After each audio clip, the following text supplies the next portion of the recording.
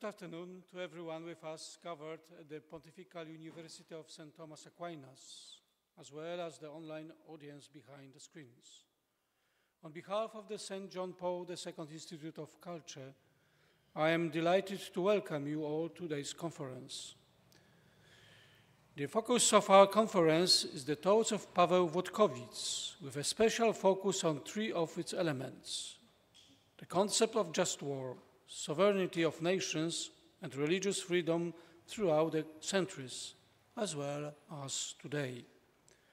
The conference is possible thanks to the generous support of donors and friends of the Angelicum and of the St. John Paul II Institute of Culture, whom I would like to cordially thank. Today's conference will be opened by a few words from Father Thomas Joseph White, the rector of the Pontifical University of St. Thomas Aquinas. We will then listen to an introductory lecture by Professor Paul Knoll, followed by the panel discussion with Professor Katrin Droste and Professor Wojciech Fałkowski, moderated by Tomasz Herbich. After a short coffee break, we'll invite our audience to a lecture by Professor Marek Cichocki and a panel discussion with John Lord Alderdice and George Weigel, moderated by Michał Kłosowski. Now, I'd like to give the floor to the Professor Dariusz Karłowicz, Program Director of the St. John Paul II Institute of Culture.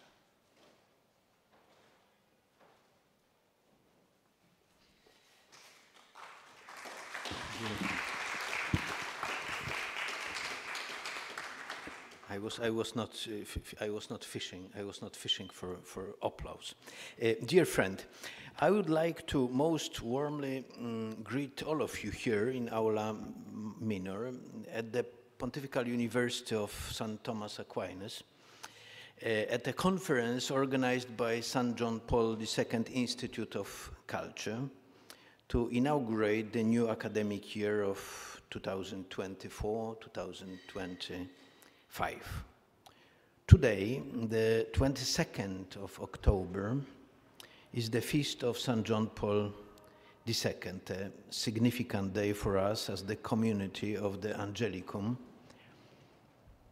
and the St. John Paul II Institute of Culture. We choose this very day to following John Paul's call and come back to the wisdom of the old teacher, Paweł Włodkowic, a 15th century lawyer, diplomat, rector of the University of Krakow, a participant of the Council of Constance, and one of the greatest minds of the Pope's motherland. Włodkowic's writing will today be a starting point for us to discuss concept of religious freedom, just war, and sovereignty of nations in a historical and contemporary context. This kind of discussion seems to be of great importance, even for duty, in face of the ongoing rapid cultural transformation, often resulting in various limitations of religious freedom, recent political developments, war, conflicts, and aggression against sovereign nations happening on many stages of the globe as we speak. I would like to welcome all of today's speakers who were kind enough to spend this day with us. Ladies and gentlemen, please give a round of applause to Professor Paul Knoll.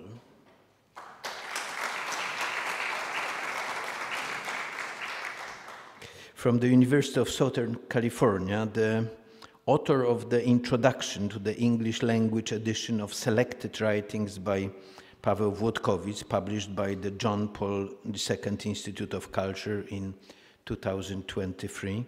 Professor, thank you for joining us.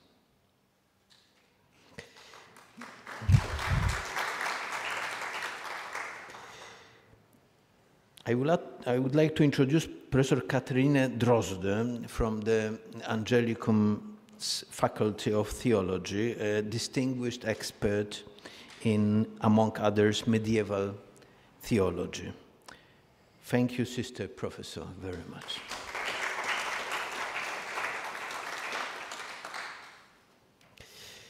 I'd like to introduce to you Professor Wojciech Fałkowski.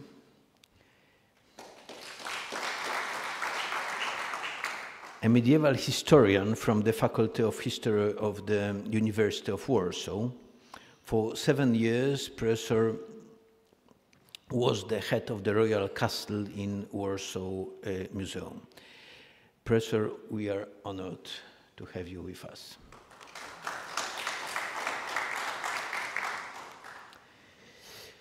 I'd like to say a word about my very close friend and person with whom we start and we run the Circle of Political Theology in Warsaw, Professor Marek Cichocki. From Collegium Civitas in Warsaw, the initiator of the research project on Paweł Włodkowic realized by the St. Nicholas Foundation and the true guiding spirit of our conference. It's a pleasure to welcome you at the Angelicum again, Professor Cichocki. John Lord Allardyce, a member of the House of Lords, is one of our honorable guests. Please welcome him very much. Professor Allardyce, a senior research fellow at Harris Manchester College, Oxford. Lord Allardyce has a rich political and peacemaking experience and played a significant role in the talks of Northern Ireland, including negotiation of 1998 Good Friday Agreement. Welcome, John, welcome. It's a pleasure to have you here. And last but not least, Professor George Weigel. Distinguished Senior Fellow Chair in Catholic Studies at the Ethics and Public Policy Center in Washington, one of the, as everyone knows, most prominent Catholic authors and commentators. It is wonderful to have you with us, Professor Weigel. Now please let me warmly welcome Father Professor Tomasz Joseph White, the Rector Magnificus of the Angelicum and Professor of Theology, who will give us a few starting remarks introducing us to the reflection ahead of us. The floor is yours.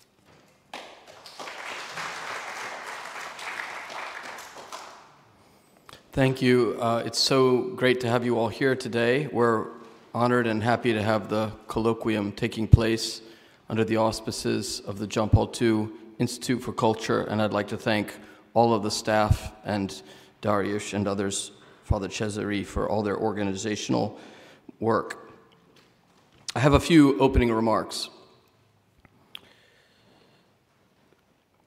The casuistry of modern decision-making regarding just and unjust practices in warfare and conflicts between states is ever-expanding in complexity.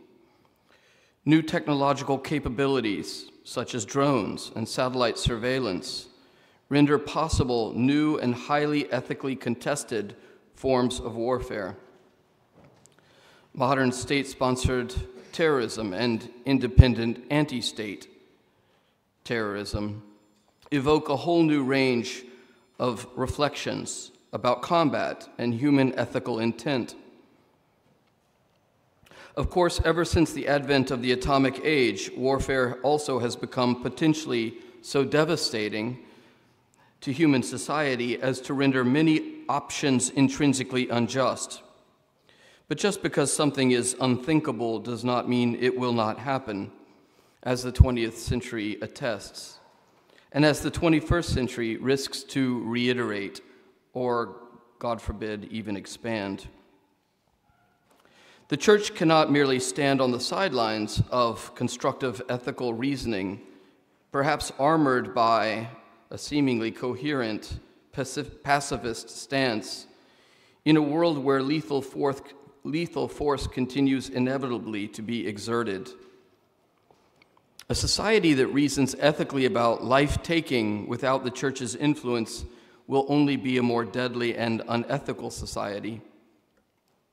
Coherent reflection on the protection of innocent life from conception to natural death is the necessary and logical context in which the church confronts the ethical use of force for the very protection of innocent life, whether by legitimately appointed civil authorities or responsible military powers, and thus the deontology around casuistry of warfare becomes a necessity, and one that must be ever more precise and restraining. Likewise, deterrence is often the greatest advantage for procuring prolonged resolutions of peace between powers and nations, as is diplomacy and advocacy for other forms of interaction that are constructive rather than destructive. At the same time, questions of war and ethics are inevitably related to two other key topics: national sovereignty and its parameters and limits, and just religious freedom. In an age of religious pluralism related often to nationalistic ideologies or ideologies of nation-states related to religious ambitions, associated also sometimes with various terroristic methods of war, either those conducted by states or by groups against states, all of these questions grow acute and are deeply interrelated. So it's time that we put aside the indulgent and inaccurate ideological fad which deems religious freedom a topic unoriginal to or alien to Catholic intellectual thinking. This idea is neither historically accurate or theologically traditional. The Church has seen fit always to affirm both a doctrine of religious freedom that is robust and a notion of religious accountability in Catholic cultures and communities. And these two ideas, in fact, fit together, whatever the prudential applications may have been in various historical conditions, many of which have been both prudent and just, and some of which have been unjust and imprudent. Today, our symposium considers an early modern locus of reflection on religious freedom and just national sovereignty, war and peace, as issued from the 15th century Polish Catholic figure Paweł Włodkowic. We could couple his reflections with later writings that speak also to other contexts, like Francisco de Victoria from the 16th century in Salamanca, or Catholic cantons of 16th century Switzerland who advocated for religious national sovereignty or local sovereignty and religious freedom. I think also naturally myself of the 17th century founders of the colony of Maryland, who were robust advocates of religious freedom in the United States context, or of Leo XIII, or the authors of Dignitatis Humanae. Catholic priests, religious, bishops, and laity have not only a right, but a responsibility incumbent upon them to express a Catholic ethical position today on these matters in a global and divided context. We should work together as one another as Catholics, but also, of course, with non-Catholics, secular and religious, to foster a multipolar society of justice, peace, charity and friendship, forgiveness and reconciliation. For all of this, the truth is necessary, and it is the truth we seek today. May our reflections contribute toward that end, and may St. John Paul the Great pray for us. Thank you so much.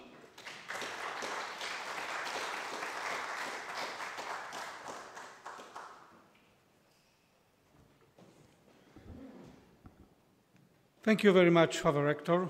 Now let me kindly welcome our next speaker, Professor Paweł Knoll. Professor Knoll's two primary research focuses are the medieval and Renaissance periods in European history, and the history and civilization of the Western slaves and of the Hungarians in these periods. He has dedicated much of his time to exploring the political and intellectual history, especially the history of universities, with specific attention given to the medieval and Renaissance University of Krakow. Today, Professor Knoll will give a lecture entitled Paweł Włodkowic, Life, context, accomplishment, and the discovery. Professor Knoll, the floor is yours.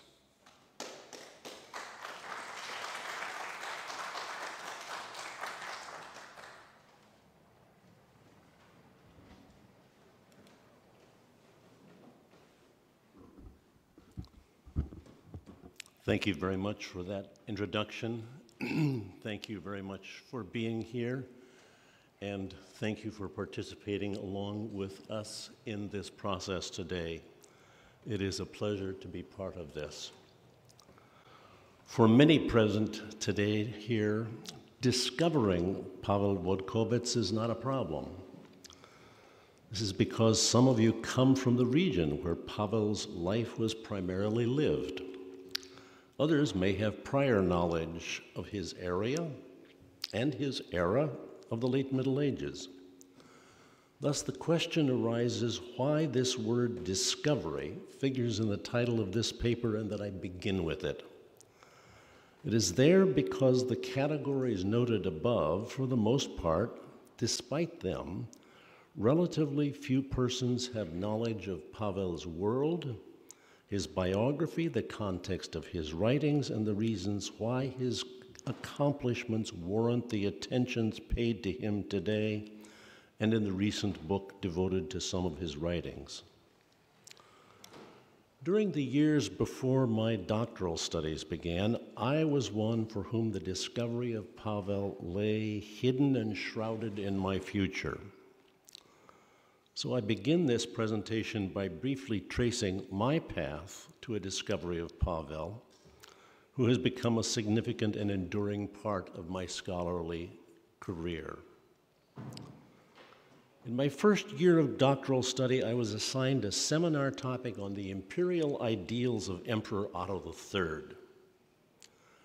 I had only taken one course in history while studying for the bachelor's degree, but in it, I had written a paper on Gerbert of Aurillac, the eventual Pope Sylvester II, who was the tutor of the youthful Otto, eventually Otto III. Having done so, I was convinced in my youthful hubris that I, therefore, also knew a great deal about Emperor Otto. When my professor and eventual XVth read my paper, his comment was that I had treated only Gallia, Germania, and Roma, but that there was nothing in it about Sclavinia. He told me I needed to read works by such scholars as Labuda, Włodymiański, and Gestor. Anxious to please him, I rushed to the library only to return half an hour later, totally abashed, telling my professor that these books were written in a language I could not read. With a knowing smile, he told me they were in Polish and that I should learn it. At that moment, my future opened before me. Medieval East Central Europe, particularly Poland, would be my scholarly concentration. Not long after, as I found my focus in matters of the 14th and 15th century, the political, cultural, and intellectual figures of that era became my daily companions. My 1968 article on the foundation of the University of Kraków and my 1972 book on King Kazimierz III introduced me to Poland's relations with its neighbors, especially the Knights of the Teutonic Order, and to the beginnings of the history of the University of Kraków. Its personnel and larger history have since then been a continuing subject of my scholarship. By the early 1980s, I myself had, as it were, discovered Paweł Włodkowic. Thus, when I was approached by the Fundacja Świętego Mikołaja and Teologia Polityczna in Warsaw about participating in the project dealing with the translated works of Paweł Włodkowic, I was happy to provide annotation and an introduction to the volume. Paweł was born about 1370, most probably in the district of Dobszyn in Mazovia. His social status and his evident abilities enable him to pursue an academic education and he eventually enrolled in the arts faculty at the University of Prague, founded by Bohemian King and Holy Roman Emperor-elect Charles IV in 1347-48. Paweł finished his arts course and continued in the Faculty of Canon Law, where he achieved the bachelor's degree in 1396. Soon thereafter, he returned to Poland and as a cleric was first appointed as scholasticus in Poznań and then canon in Płock. He was subsequently encouraged to pursue further legal studies in Italy, probably by Piotr Wiś, Bishop of Kraków, who had studied law in Padua. By 1408, Paweł had earned the license in canon law in Padua, and after that he remained for a time in Italy, becoming active in diplomatic affairs on behalf of the Polish monarchy. Upon his return to Poland in 1411, the dean of the canon law faculty at the University of Kraków, Stanisław Skarbimierz, recommended him for the degree Doctor of Canon Law, noting that Paweł demonstrated a mastery of the law and was also knowledgeable about secular matters. His service, Stanisław argued, for the improvement of the state also qualified him for this degree. His dual qualities as both a scholar and a skilled negotiator and an articulate defender of royal and national interests were soon recognized. Paweł's status as an academic made him part of one of the most important institutions created in the Middle Ages, an achievement that belies the designation of that period as the Dark Ages. This was the Studium Generale, the university. It was original to Europe and distinct from the range of higher learning available previously from antiquity and elsewhere outside of Europe. Paris and Bologna had developed earliest, and others soon followed. Universities preserved, created, and disseminated knowledge in a continuous and systematic fashion. They did not, however, exist as a stereotypical ivory tower. Much of their activity was directly practical and was oriented to such professions as teaching, law, and the array of administrative activities that characterize the ever more sophisticated political, religious, economic, and social institutions of Europe. There was an immediacy about university activity that impinged upon both fundamental doctrinal matters as well as upon political issues affecting the whole of Christian society, both religious and secular. Thus, the skills of the university learned were practical as well as theoretical. They served the administrative needs of the Latin Church, but they were also attractive to secular rulers who made good use of them in their administrations and in their political interests. These university learned were thus often closely engaged in politics. Not until the 14th century, however, with the establishment of Prague, were there university institutions in East Central Europe. King Kazimierz III of Poland followed Charles IV's example and in 1364 obtained permission from the Pope to establish a university in Kraków, expecting in part that individuals trained there in law would be useful in civil administration. His foundation did not prosper, however, sinking into decrepitude following his death in 1370. Efforts to revive the institution in the 1390s were not completely successful, but in 1400, a new Polish king, Władysław Jagiełło, effected a restoration of the studium. This goal had been vigorously sought by both him and his wife Jadwiga of Anjou, who had died the previous year in 1399. Like Kazimierz before him, Jagiełło expected that, in effect, as I have put it elsewhere, the university and its personnel would be useful to him, to the kingdom, and to the larger society by its learning and service. After a difficult first decade, the re-established university began to flourish. Following the receipt of his doctoral degree in law, Paweł began to teach at the studium, and in 1414, he was elected rector of the university.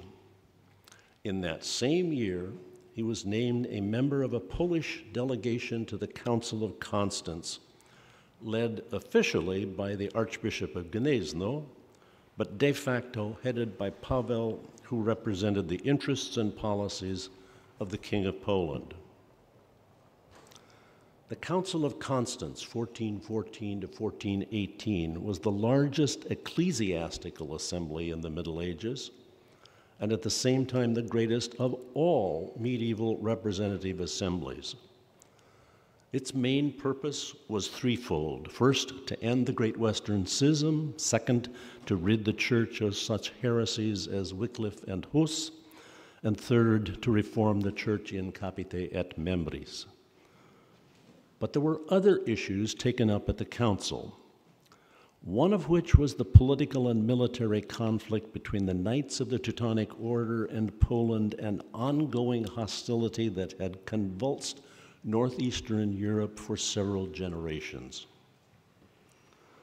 The Teutonic Knights were a military religious crusading order established in the Levant in the 12th century. When Christian forces were expelled from the Holy Land, the order reestablished itself in Europe. Upon the invitation of the Polish Duke of Mazovia in 1226, under terms and conditions that have been controversial to this day, they were given possessions in Chełmno, Kulmerland, to defend Christian territory and to campaign against the pagan Prussians.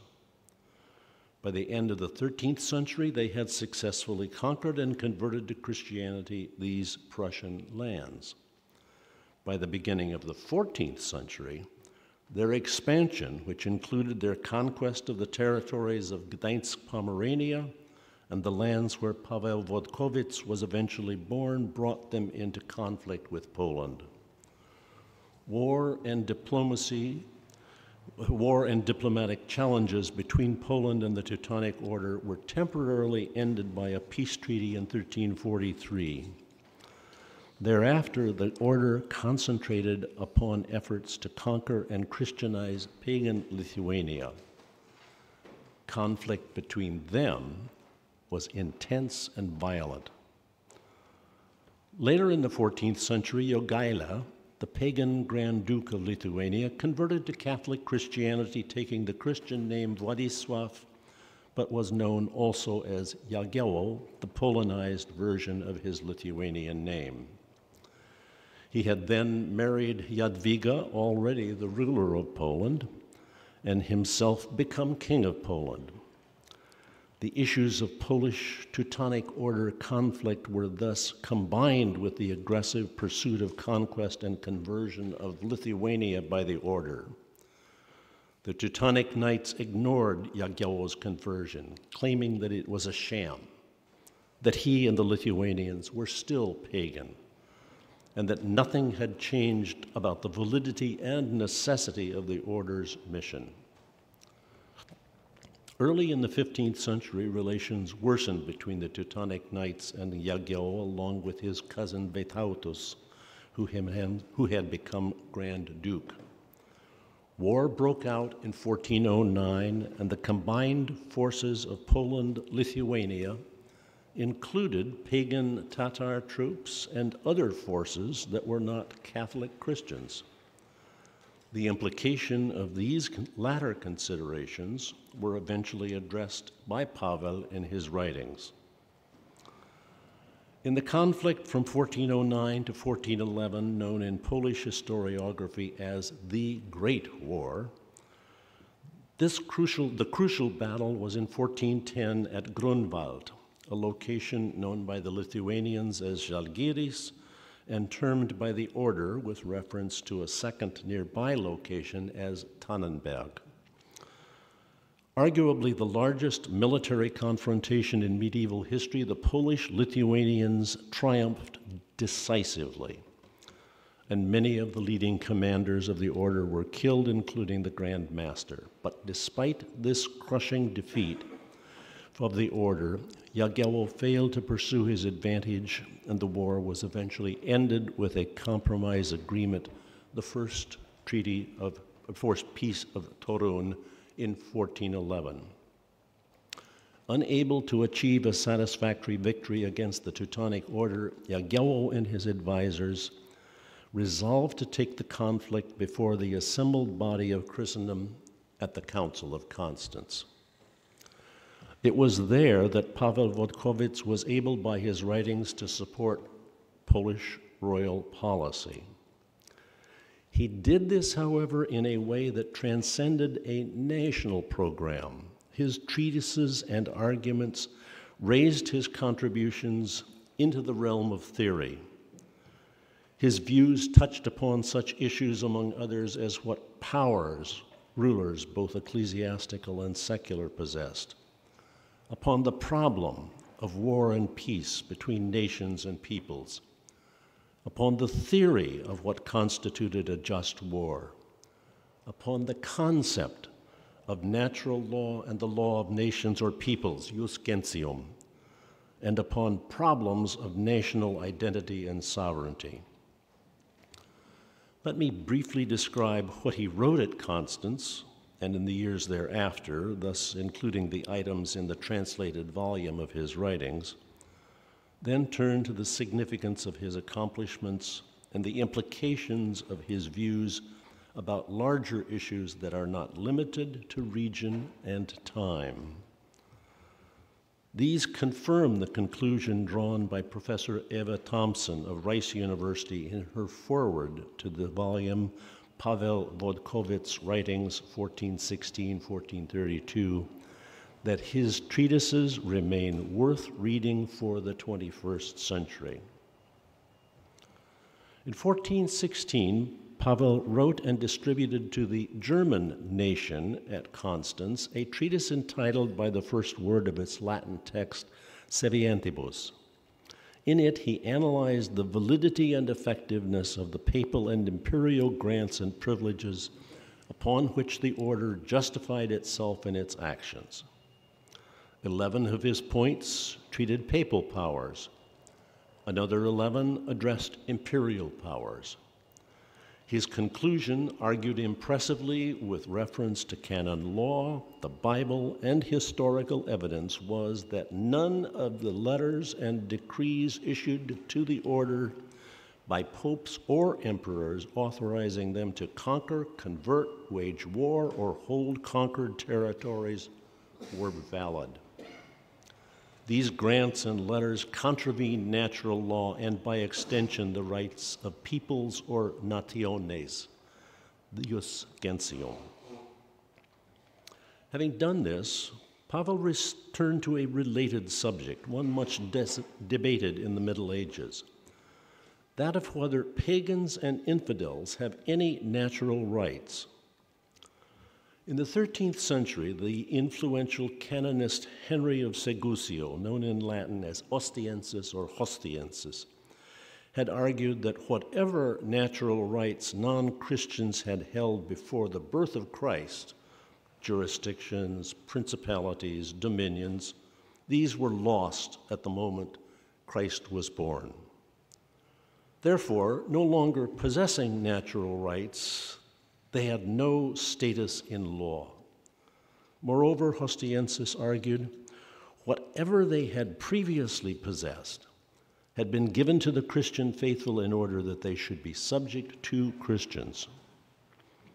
A somewhat different position was taken in that same century by Pope Innocent IV, Sinibaldo de Fieschi, himself a distinguished canon and civil lawyer.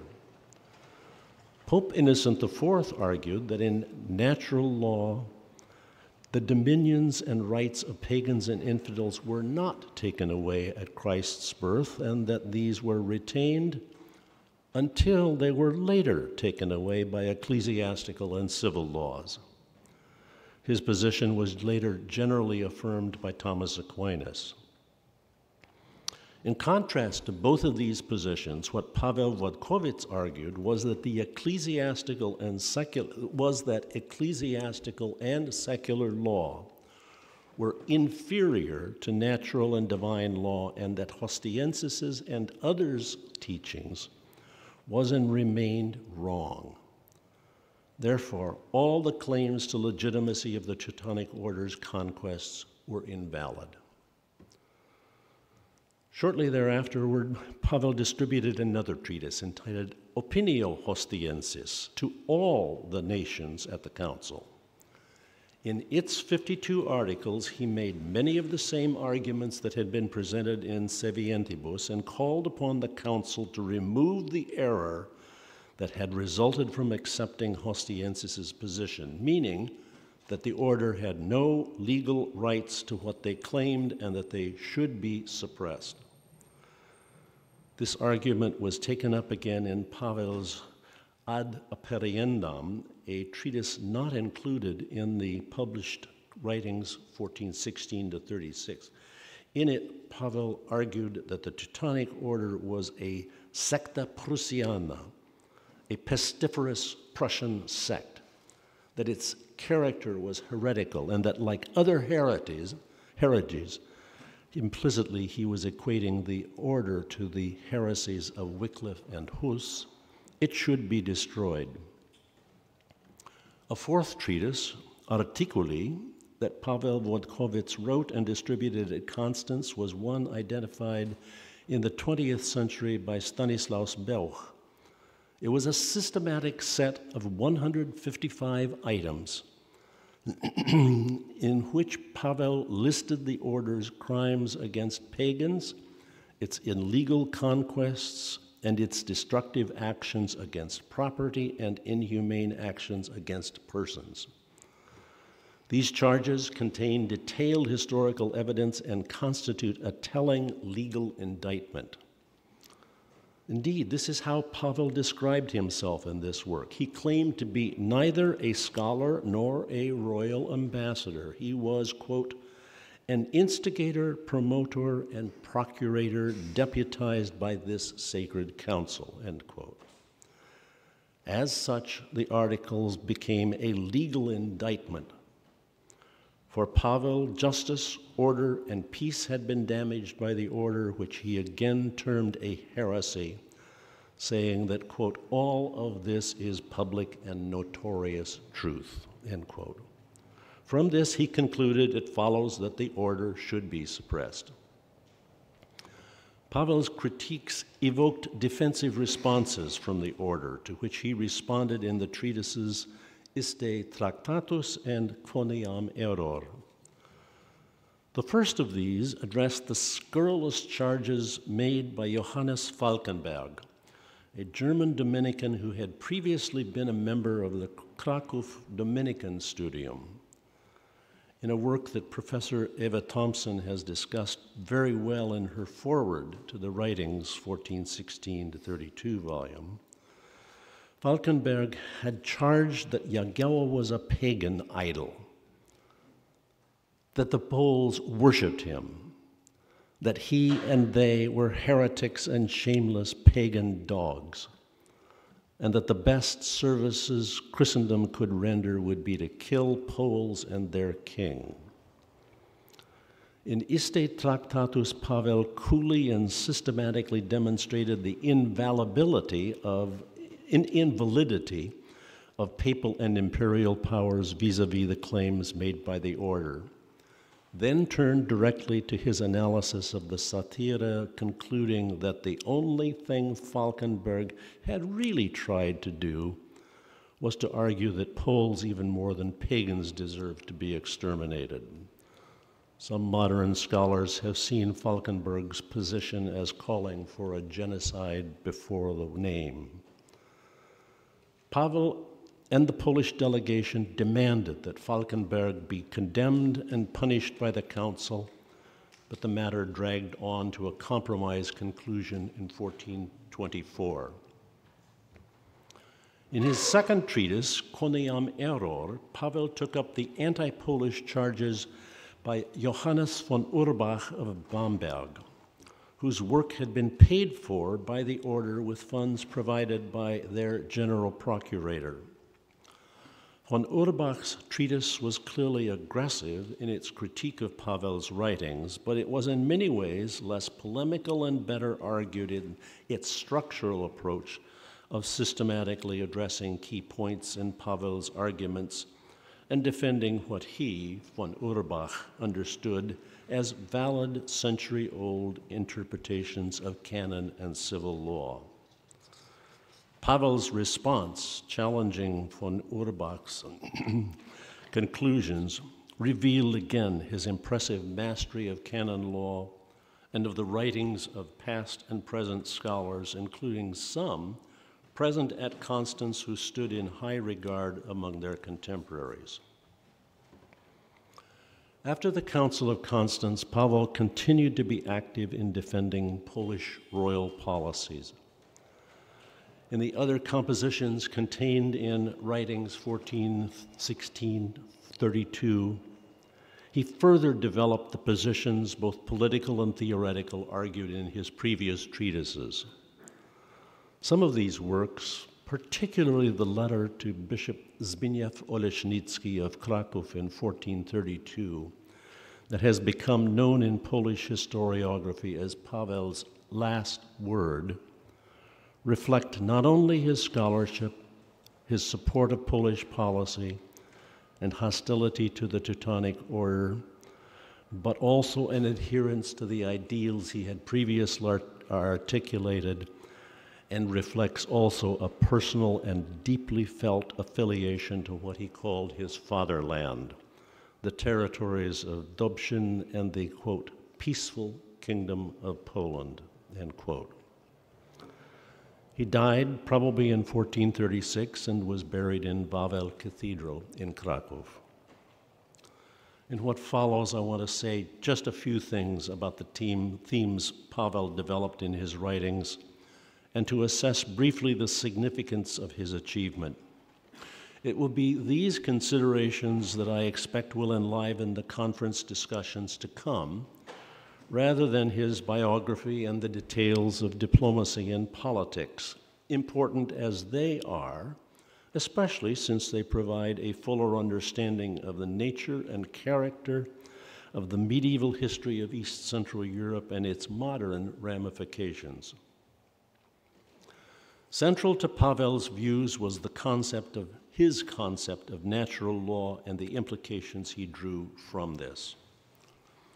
Natural law was superior to any enacted law and could not be abolished or modified by human action, whether ecclesiastical or secular. Unlike the concept of natural law held in antiquity, which made it something that was merely ontologically part of the warp and weft of the universe, natural law was for Paweł of divine origin, just as was the law that had been divinely revealed in the Bible. Natural law was guaranteed for all humanity, and here Paweł reflected the views of his contemporary and university colleague, Stanisław of Skarbimierz, who had remarked in an early 1410 sermon on the just war that, quote, natural law was likewise something that existed for all persons, end quote. For Paweł, since God had created humanity, it followed that natural law could not therefore be revoked or contravened. It guaranteed certain rights to everyone. In this, Paweł extended his broad conformity with the tradition of natural law in the medieval period. From natural law, Paweł derived the law of nations. Although God gave humanity dominion over the earth and, in the beginning, usage was held in common, eventually it became clear that some peoples possessed some things and others other things. By the law of nations, dominions were distinguished and kingdoms divided, Paweł concluded, therefore, that infidels and pagans may justifiably and legally have possessions and dominions just as Christians. This is a right that is immutable. The law of nations defended inviolable rights and established norms of justice that are evident to human reason. In the treatises printed in writings 1416 to 32, Paweł spelled out the implication of these conclusions, especially as they related to the powers of spiritual and temporal authorities. Indeed, much of what he wrote is related to power and its exercise. It can never be arbitrary and unjust. Both implicitly and explicitly, he relied upon the principles of the just war, but these he modified in subtle but significant ways by saying that a potentially just war must be inquired into and be declared to be legitimate. Here in embryo, Paweł was, in the interpretation of some modern scholars, envisioning an international or supranational tribunal presided over by an individual whose great moral and ethical authority would rise above local, national, and even religious constraints and be recognized by all. This is most clearly expressed in his last word, the letter to Bishop Olesnicki in 1432, which recommended the middle way of adjudication to resolve conflicts. Natural law, the law of nations, and potentially a tribunal rooted in these traditions. These become, in reflection, some of the greatest potentialities of Paweł's thought. He emerges in this context as a star member of what many have called with considerable justification a school of international law in 15th century Kraków. It included consideration of the rights not only of those groups and individuals that were part of the community of Christendom, but also of those who lay outside it. In its most fundamental form, these are all questions of ethics, and Polish views on these matters with respect to Paweł have seldom been presented more cogently than in the modern analysis provided by Stefan Świeżawski in his survey of these matters. The implications of all of this are of a high order to consider for this discussion. But let me propose here just one example. What if Paweł's views had won the day?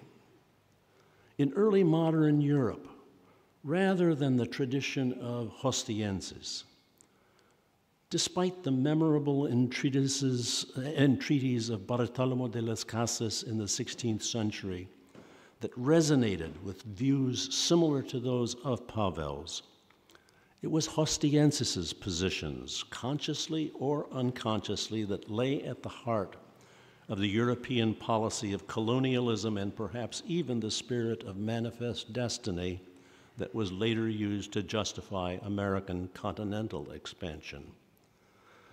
Today's world might have turned out significantly differently. Why it did not, and why Paweł's views were largely unknown and unappreciated by later generations, is a difficult story to understand. It may or may not be a theme that will be much discussed in this conference, but it is still worth more analysis than I was able to give it in the conclusion of my introduction to the volume Paweł Włodkowic, Writings 1416 to 1432. Thank you very much.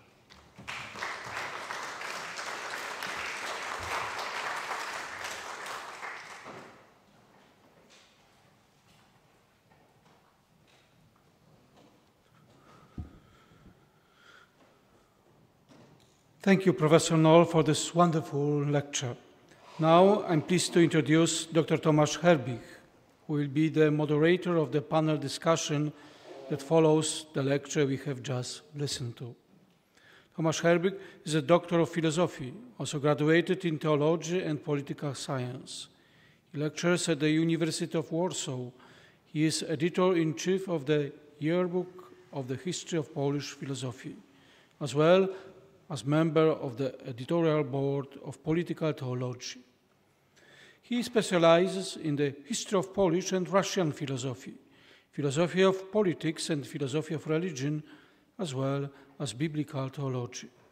Tomasz Herbich will share more about our special guest in the panel. Dr. Herbich and guest, the floor is yours.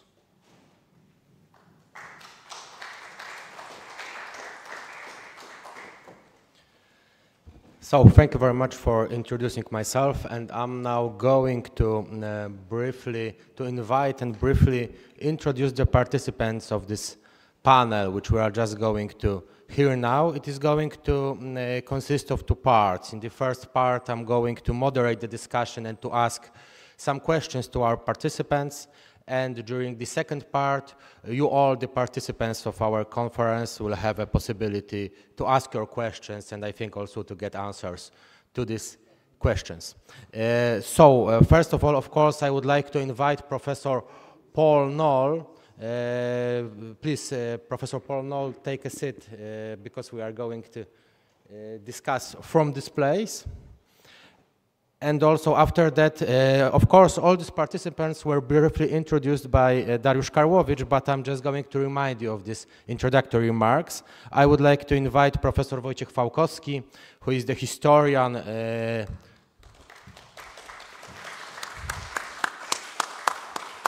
who specializes in the history of Middle Ages, a professor at the University of Warsaw, and who was from 2017 to 2024 the director of the King's Castle in Warsaw. And I would also like to invite Sister Professor Catherine Droste.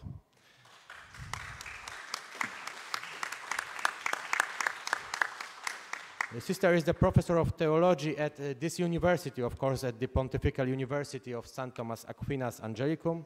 Since 2011, she has served as a professor of theology, as well as vice dean and dean of the Faculty of Theology.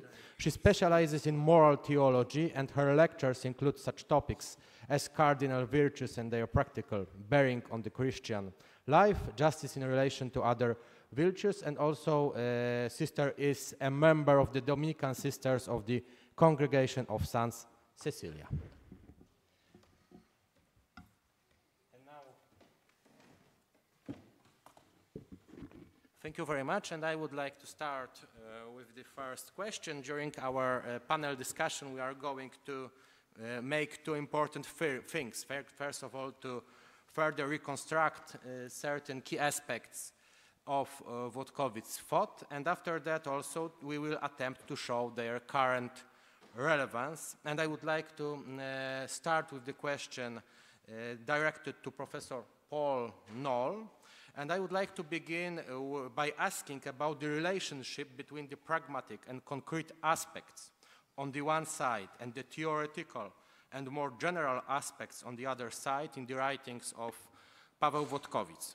It seems that the balancing between these two orders, the concrete specific case and the broader theoretical reflection, which makes it possible to grasp the specifics of this concrete case and evaluate it, is characteristic of the genre of reflection that Włodkowic cultivated, for which the key point of reference are the problems of canon law.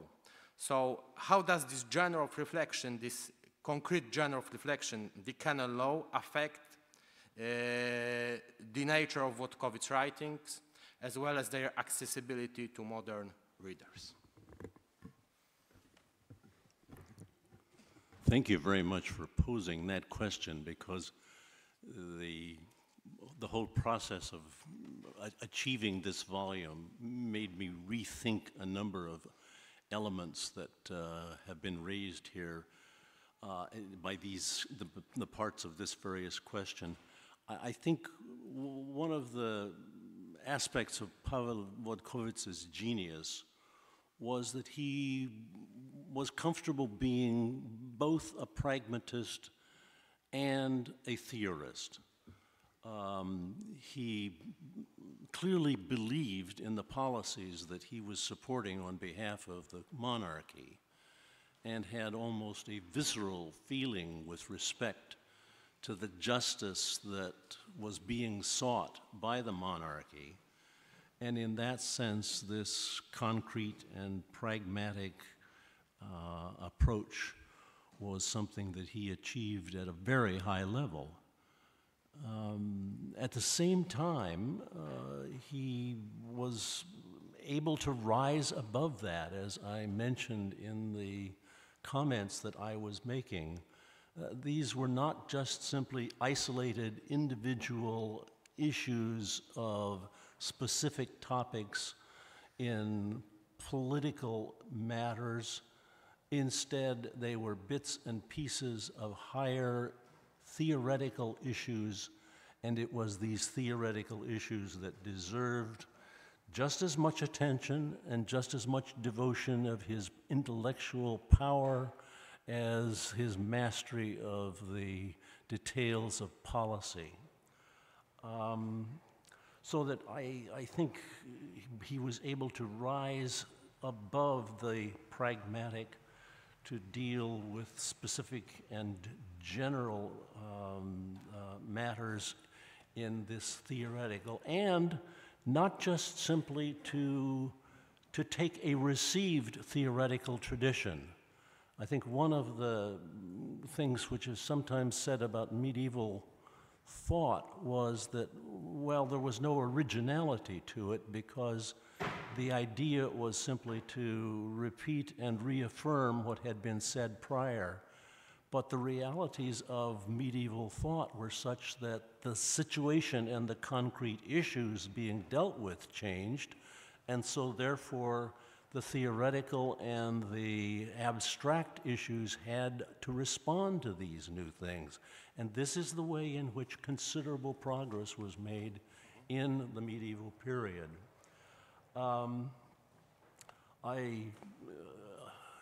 You've unfortunately tapped into a historian who's likely to say, well, what do we have for the next 4 days to do but listen to me? So we will not do that. But let me comment about the other aspect of your question, which clearly is a problem for readers of this text, because Paulus Vladimiri Paweł Włodkowic is arguing as a lawyer. This is what he trained to be. And in training, he masters an incredible body of information, which he refers to just because he has it literally memorized and refers to it in passing in the text of his writings in such a way that the casual reader might find himself or herself lost in whatever it is that is being argued because, well, what does this particular reference mean? What does that particular reference mean? And this is a little difficult. That having been said, because canon law itself was based in concrete answers to real problems in the history of the church, this enables readers to sort of tread lightly over these annotations, these references to canon law. They're almost like modern-day footnotes, to tread lightly on the footnotes and see the basis upon which some of the actual developments and the larger implications rest. And so I hope that readers of the translated version of Paweł's writings will not be put off by references to various aspects of medieval canon law that they have no knowledge of, but recognize the larger significance of this. And I think the readers will find much reward in this respect. Thank you very much. Here. I think that would be better. So thank you very much for your answer. We can now see how the theory and these theoretical achievements of Paweł Włodkowic develop in concrete situations and in dealing with concrete matters, yes, of course. And now I would like to ask the second question to Professor Wojciech Fałkowski, which is somehow connected with this first question, because we can see, of course, Paweł Włodkowic not only as balancing between these two orders, the order of the pragmatic, concrete aspects on the one side and the theoretical and general thought on the other side, but we can see him also as located at the intersection of the political order on the one side and the ecclesiastical order on the other side. Włodkowic on the one side represents the specific, particular position of a particular side of the political dispute, but at the same time his achievements are of universal significance, representing a significant achievement in the history of philosophy and political legal thought. So how then should we view Włodkowic? As primarily a representative of the Polish interests, or perhaps as someone who speaks out in the dispute over universal, primordial issues, as for example just mentioned in the last part of the lecture conducted by Professor Knoll de las Casas later did. Well, my first reaction on the question is to answer end of this remark. Obviously, he was a representative of Polish king. Certainly, he was sent to Constance as a representative to achieve two goals. One, to deny false accusation of Jagiełło, Polish king, that he was false Christian, and that Jagiełło, Polish king, represented in fact pagans and defended them. Certainly he had to, confirm the fruits of victory in Tannenberg. The situation 4, 5, 6 years after this battle was certainly was uncertain, was really under discussion. What should be the effect of this battle? Victory was evident, but what is the achievement? What is the result of this war? And he was sent to defend Polish interest and position, especially personal position of Polish king as a good and true Christian. These accusations by Falkenberg were really serious. That when he formulated thesis that in fact Poland is a pagan territory and Polish king is in fact false, non-true Christian, was partly accepted by public opinion, and he had to defend this and to fight with these accusations. The second remark concerned two orders, political and ecclesiastical. Well, Falkenberg, I start with the first remark, with the first answer. Falkenberg told and announced publicly that the real possessor of lands, all lands in the world, is Pope. So on name of the church, one can fight with pagans and conquer the land. This was, in fact, in service of Teutonic order, and was a thesis which had to be perceived as a defense of them. And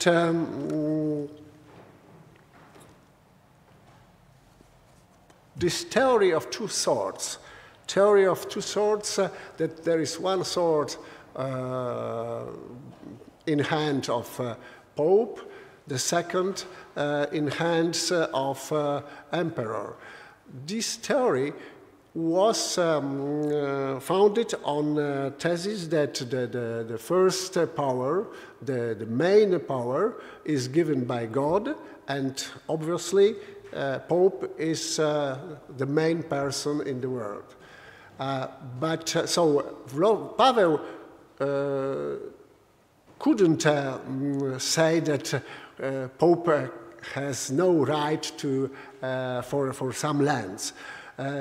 But he used, and this is perhaps a separate field of our discussion, but I mentioned this, used a very good argument. He formulated, and Professor Knoll was right to underline that the profession of Paweł Włodkowic.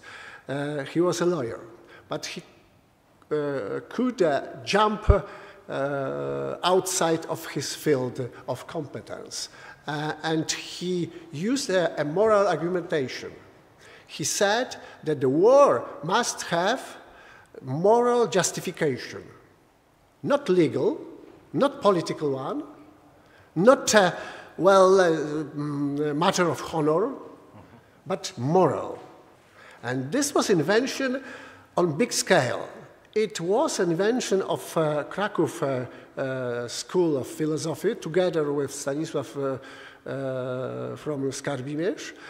And he used this argument to say that only moral argumentation or only moral justification can decide upon the war and goals people want to achieve. And there is also one thing perhaps quite difficult to say briefly. Teutonic Order was a coercion state. This was a state founded on coercion. They organized whole state, whole organism structure of it on coercion, and they used this coercion to invade, to conquer pagan, let's say, Lithuanian and Polish lands.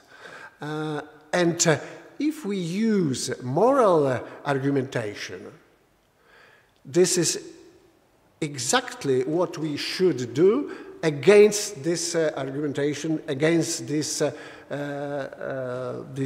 words. And in this spectrum, we see this, what he said about jus gentium, natural law, and rights of nations. And his words were very simple, very prompt, that every nation, every tribe has right to have possession of his land. And all wars against them is against natural law and against, I would like to underline, moral argumentation, moral justification of war. Thank you very much. And as we are now turning to some moral issues, we should of course turn to Sister Professor. And I would like to ask you about this one of the main aspects of the theory which can be derived from the writings of Paweł Włodkowic, of course, about his, I would like to ask you about his teachings on natural law. Of course, according to Włodkowic, as we have just heard, natural law is given by God just as the law that was revealed in the Bible.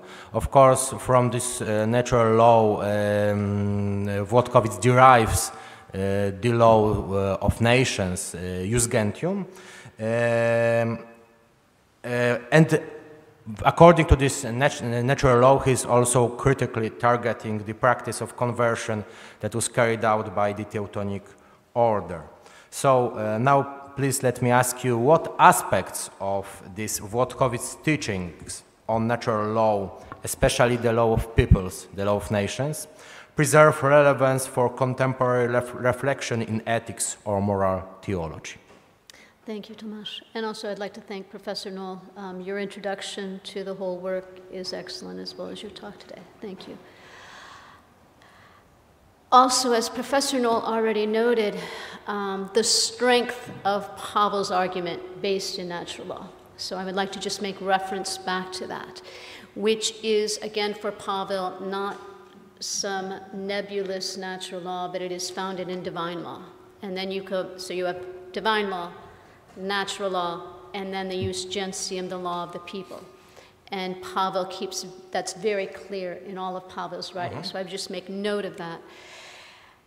As to the specifics, what is important for us today and what is relevant today? Well, I think we can just start with a principle that Paweł first references, that one should not molest those living peaceably. That that we should basically have a peaceful coexistence, whether infidel or believer. Now, with this as a basic, very general foundation, I would note 4 specific teachings that come from, again, they're all rooted in divine law, and we can see some of them are closer to divine law, some of them are seem almost of natural law formally, but then also become something of this jus gentium. The first is simply the right to life. That with reference, he references divine law, thou shalt not kill. So therefore, again, peaceful infidels are not to be molested. They can live in peace. He says here, both faithful and infidel without distinction are our neighbors. Again, referencing to the divine law. Love your neighbor as yourself, but bringing it into the concrete reality.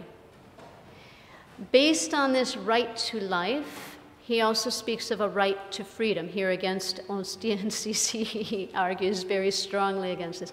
He references Augustine in the City of God several times.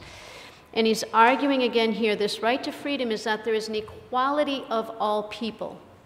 Again, whether Christian or whether infidel. And that the pagan state has a right if they do not attack Christians. So there has to be this mutual tolerance. So a right to life, and then a right to my freedom to live. Within that is also what Professor Fałkowski just mentioned, the whole question of right to property. Therefore, if I have this right to live, I have this freedom, I also have a right to my property. Based again in divine law, thou shalt not steal. Again with reference to Augustine, who argues that theft is any illicit taking. And therefore, included in this is any taking of any property, anything that belongs to the infidel.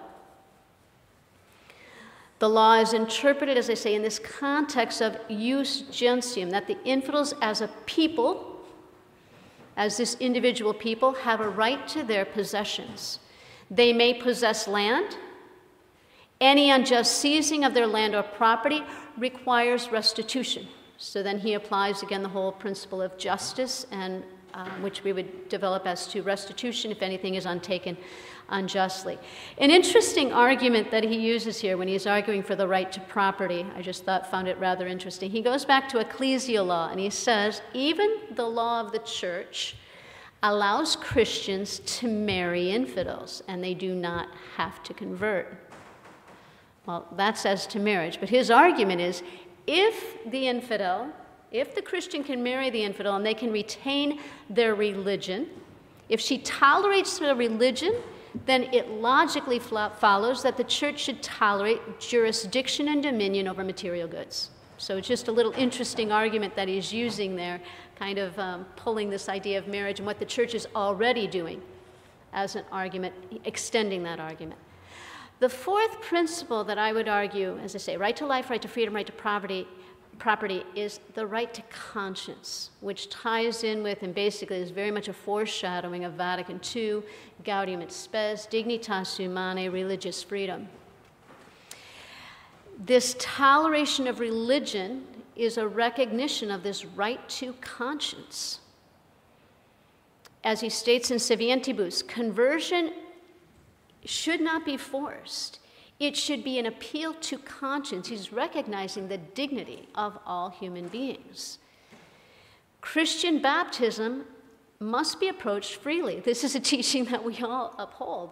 And now he's applying that specifically in this context as to the infidel.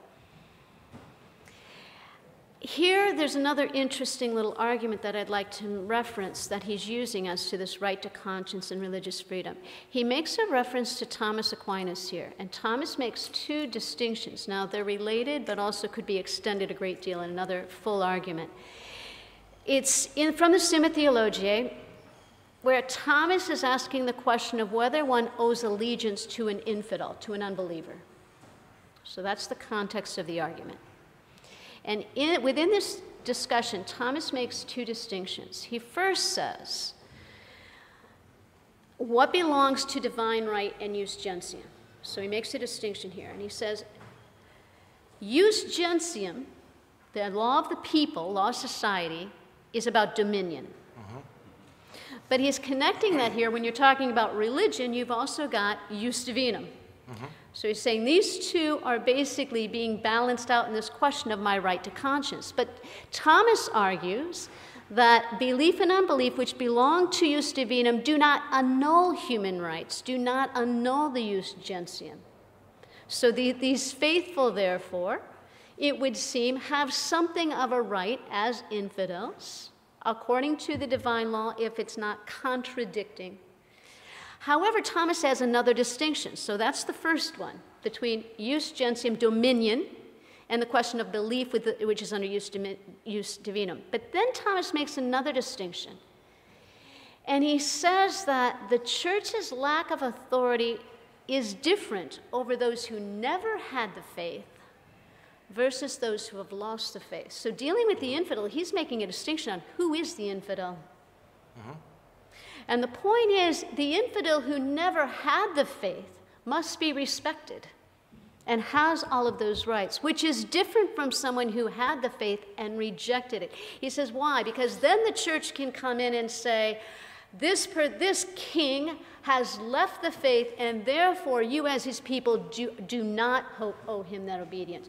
Just an interesting point as we go into some of the details of arguments even today as to religion and as to that authority that I think are very important.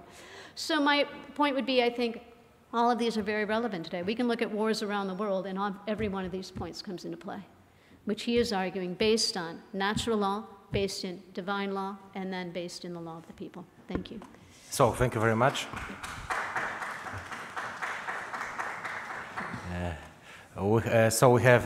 Sister Professor has just said about the relevance, the current relevance of these teachings on the natural law that were formulated by Paweł Włodkowic more than 600 years ago, not only 500 years ago. And now please let me turn back to Professor Knoll. I would like to ask you about one very important from the medieval thought problem, the problem of the relationship between the papal and imperial powers. Włodkowic, of course, formulated a kind of a solution to this very important historical problem. He recognized the universalism of papal power, just as it was previously said by Professor Fałkowski, but he somehow denied the universalism of secular imperial power. What leads Włodkowic to such a solution in which he subordinated the imperial power to the power of the Pope?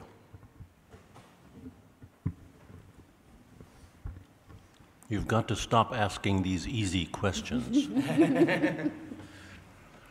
Because this is a really hard question, since that is a central issue, one of the central issues involved in the concerns that Paweł Włodkowic had.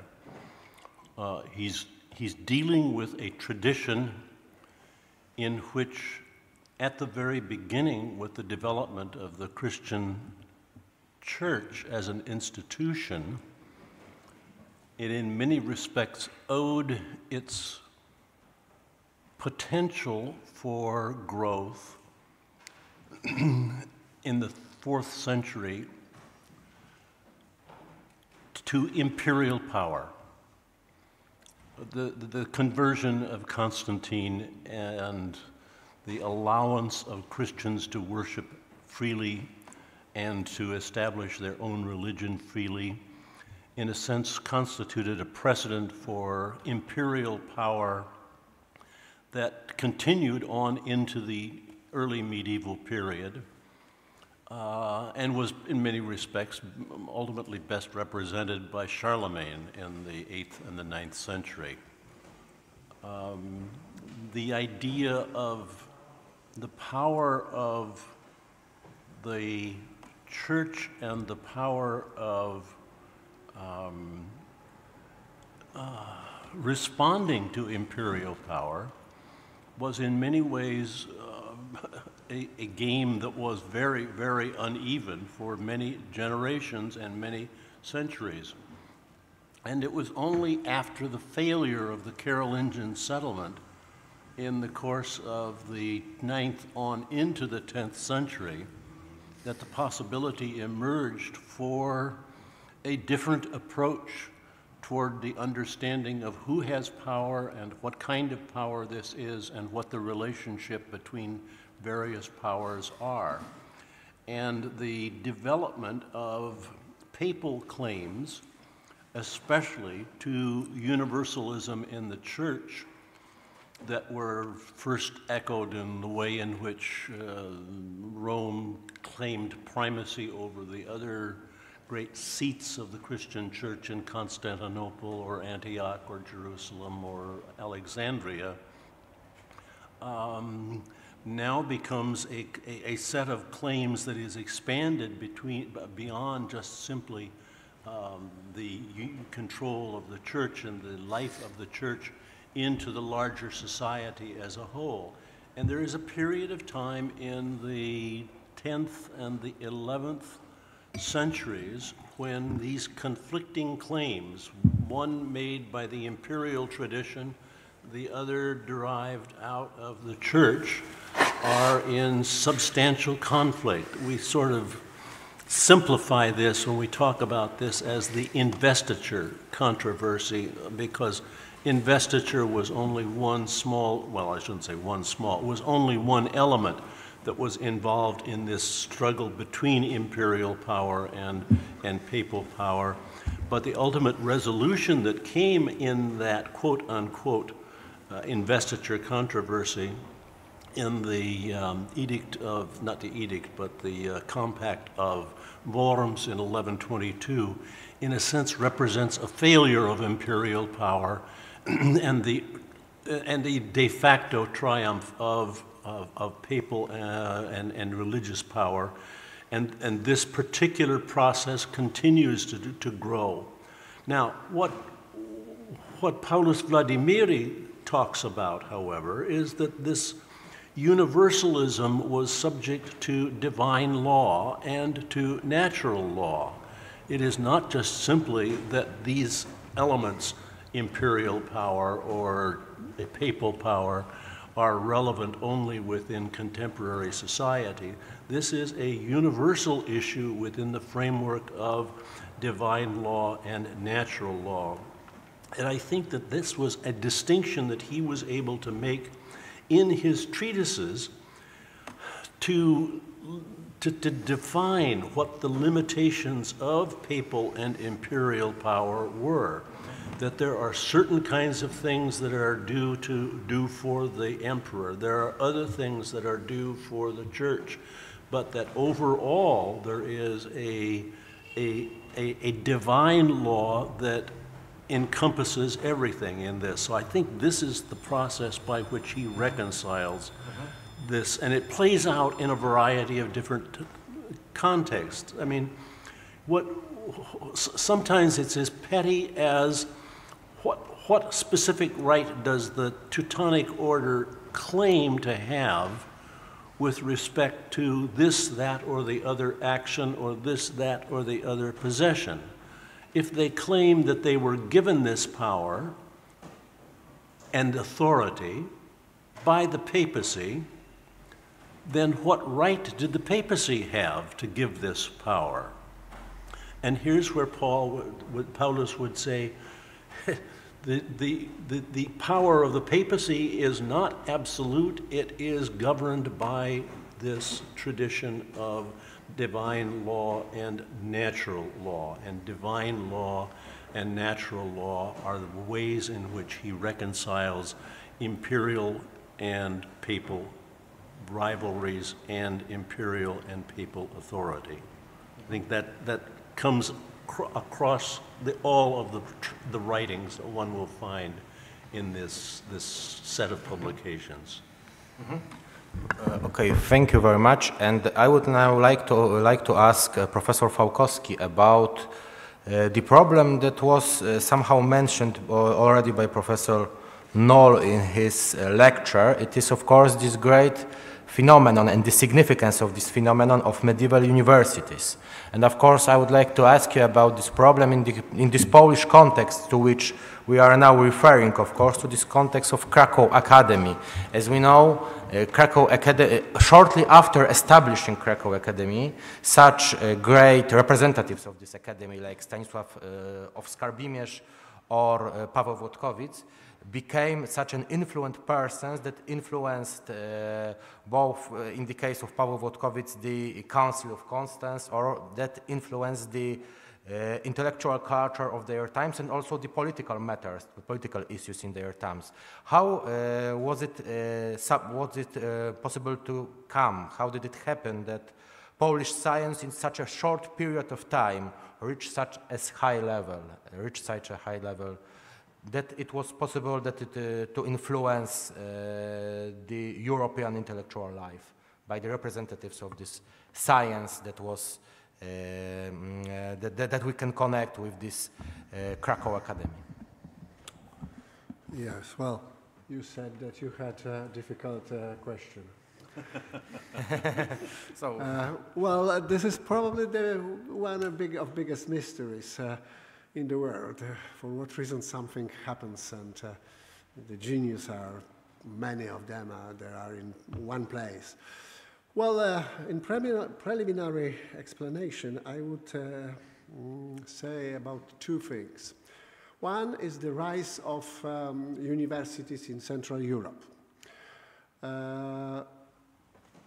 Professor Knoll mentioned in his lecture about this image from time of Otto III with 4 provinces of the world, Gallia, Germania, Roma, and Sclavinia. In this explanation, we must go outside of the limits of the borders of Sclavinia.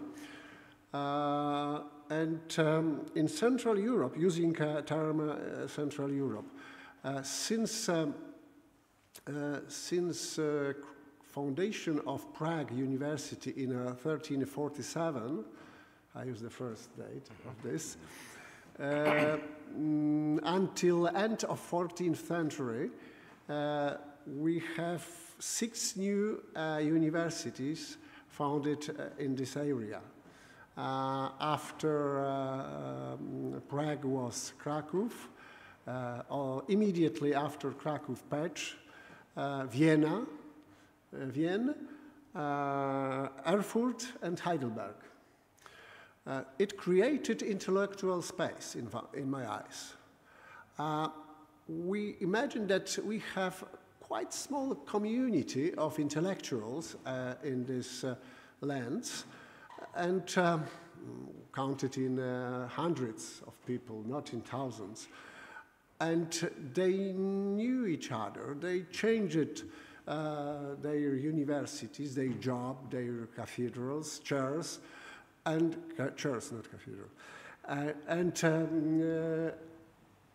They exchanged ideas, points of view, and in fact, within a half of century,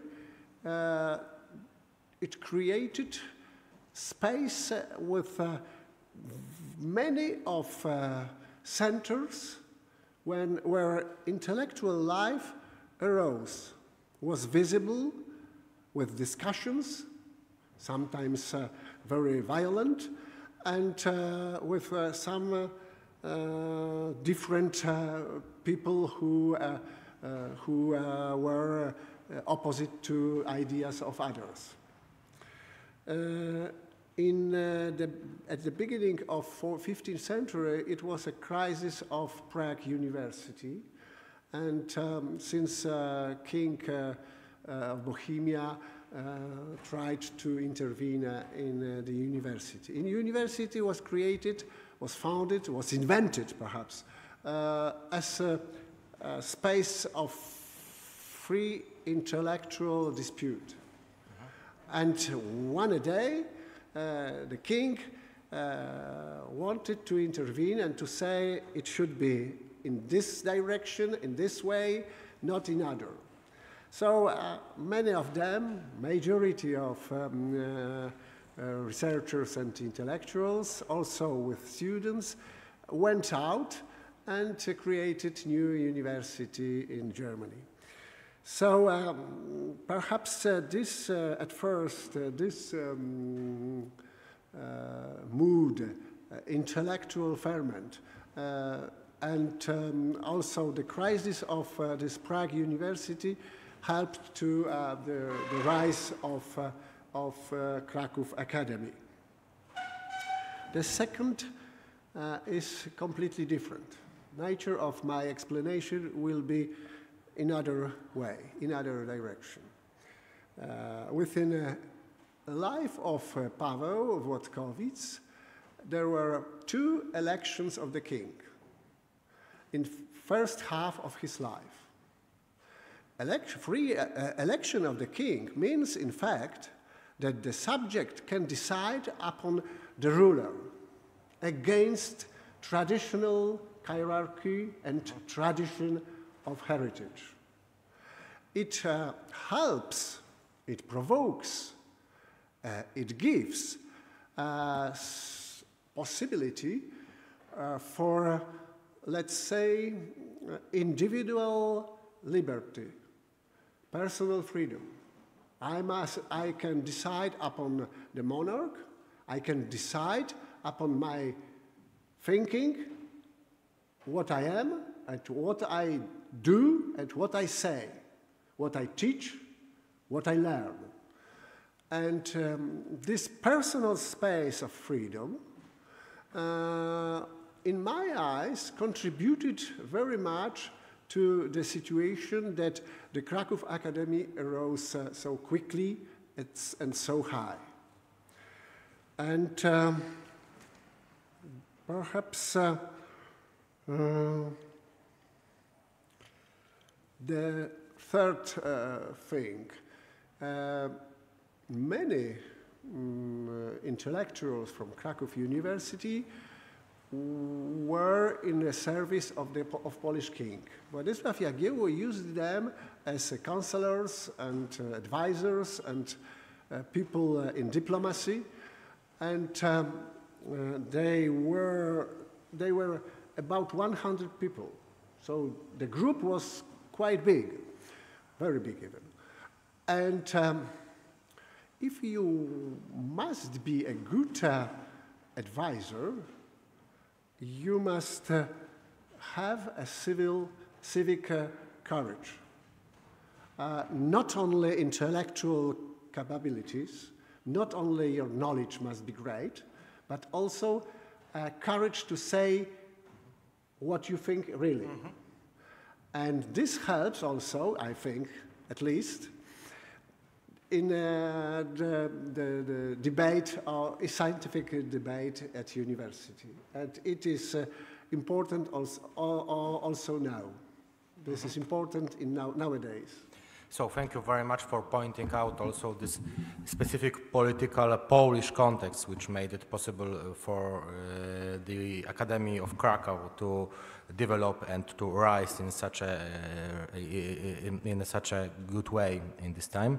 Now I have to ask one more difficult question, or maybe two more difficult questions, but of course I have to do it. I have to ask about the just war And of course, please, Sister Professor, answer this question. Of course, Stanisław of Skarbimierz or Paweł Włodkowic, they are usually perceived as people that developed the teaching on just war in a concrete historical context, of course. And I would like now to ask you about the current relevance of their teachings. Should we leave the concept of the just war aside today, or is it worth revisiting? What do you think about it? Talk about a difficult question. I don't think I can answer this question in completeness, but because it's a complex question that we know has been debated for centuries, millennia, but also just in the last decades and in the last years, and even right now. Yes, so of course. I can't give a definitive answer, but let me at least base some points on Paweł and on some of the things that he says, and also on his sources.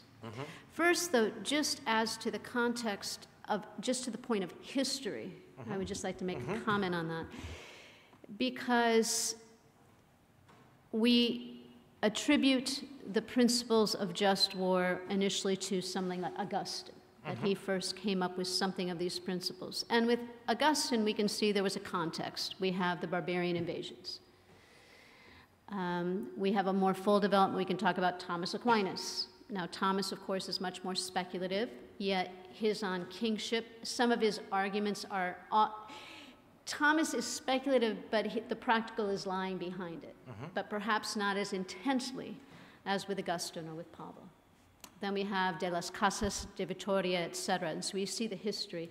But I would like to bring it up to, even in Rerum Novarum, Vatican II, the point is that the Church, just war, is a part of Catholic social teaching, and Catholic social teaching has a historical element, meaning there is some flexibility and some change that will occur.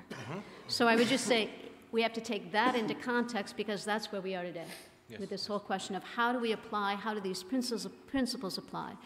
And so looking at Paweł's, we can set aside some of his principles, I would say, today, that are not quite as relevant. Example, one of his is that only secular and laity can engage in war. Well, we don't usually argue for that too much today because we have a long history of it. All right. Or I would say there's some variation in terms of authority, because he's arguing in the 14th, 15th century as to the church as the sole authority, and today we would also attribute much more to the state. So there's some variations on his points. But first of all, just to look at what are his principles, which Professor Knoll made reference to, but here I would just like to lay them out, I think, for us to have. He notes these both in his Opinio Ostiensis and as in Sevientibus, that he's referencing Raymond of Capua, Dominican, excuse me, in Bologna, because he's going back to some of his own teachers in Padua, of course. But he's using 5 categories that Raymond of Capua introduced: person, thing, cause, spirit, authority. Person being who can fight, as I say, I'm kind of setting that one aside. Although today we could have it more of women and men, that would be the more recent as to who fights, rather as to clerics and laity. The second one is thing. Here it's a question of what are you fighting for? Not necessarily the cause. He says the cause is just different, but what's going on that's the beginning of this war?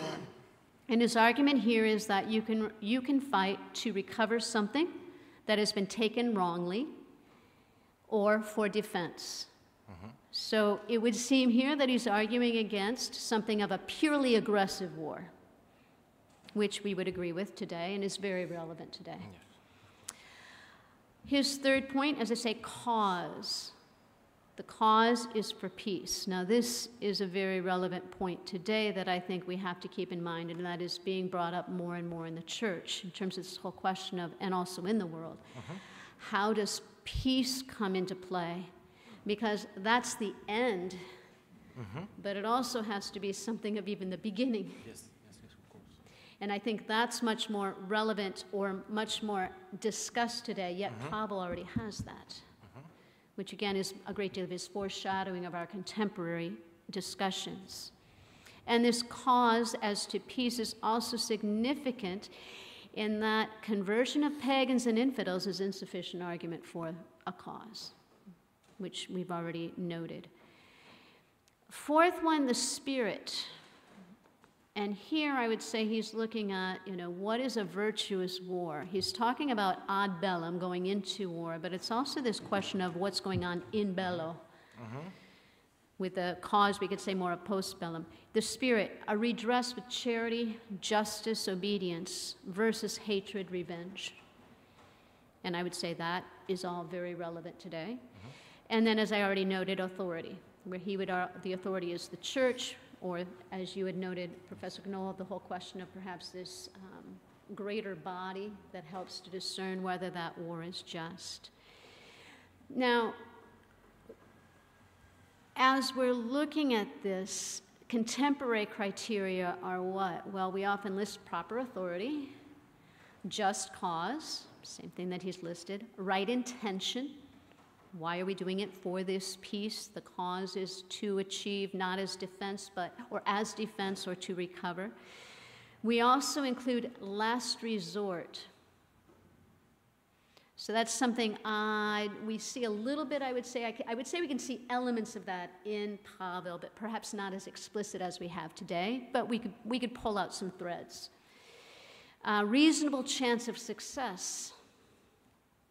Again, I think all of these contemporary arguments that we use, we can find threads of, even though they're not explicit in Paweł's writings. But you do see what he is writing, is it definitely this foreshadowing, and is it definitely relevant today? I don't think there's any question of that. Also, the proportion between risk and benefits. Again, these are not explicit in his, but today we would use these as principles that we must address to look at a just war. Now, he does add a sixth criteria, in both of these writings, the Sevientibus and also in his Ostiensis, Contra Ostiensis. He says that a war could fit all of his other criteria, but it also has to be fought it cannot be fought at the wrong time. Now here he's using the whole question of on a feast day. Now we haven't incorporated this at all in our contemporary arguments for just war, and I think you could argue that rightly so. If we're fighting, we can look at Israel and Palestine right now, just because that began in terms of the midst of feast days, et cetera, and we often even internationally, we try to have peace during these times of celebration, especially even religious celebration. But would you argue that if you have a just war, and the combatants still fight perhaps on a Sunday or during Easter, does that negate the entire war? I think there's a problem there. I think we can say it might be sinful to fight on those days, but I don't think we would go to the extent of saying that nullifies everything of the war. And I think that would be perhaps why we don't include that principle. But all of the other principles, I believe, are very relevant for today. We can even see that he actually even includes some of the post-bellum as to restitution, assistance of infidels, which, well, that's within bello as well. So you see that the categories we use today are very relevant and I think very applicable. Yes, thank you very much. And the last question, before I give you the possibility to ask your questions, if there are any, just please let me know from the audience. But before that, I would like to ask about this final remark of the lecture of Professor Knoll. This is the final remark according to which it was possible for the Europe to go, to follow the path of such authors like Włodkowic, for example. And if Europe follows such path, it would not be the case of colonialism and of this colonial politics in later Europe.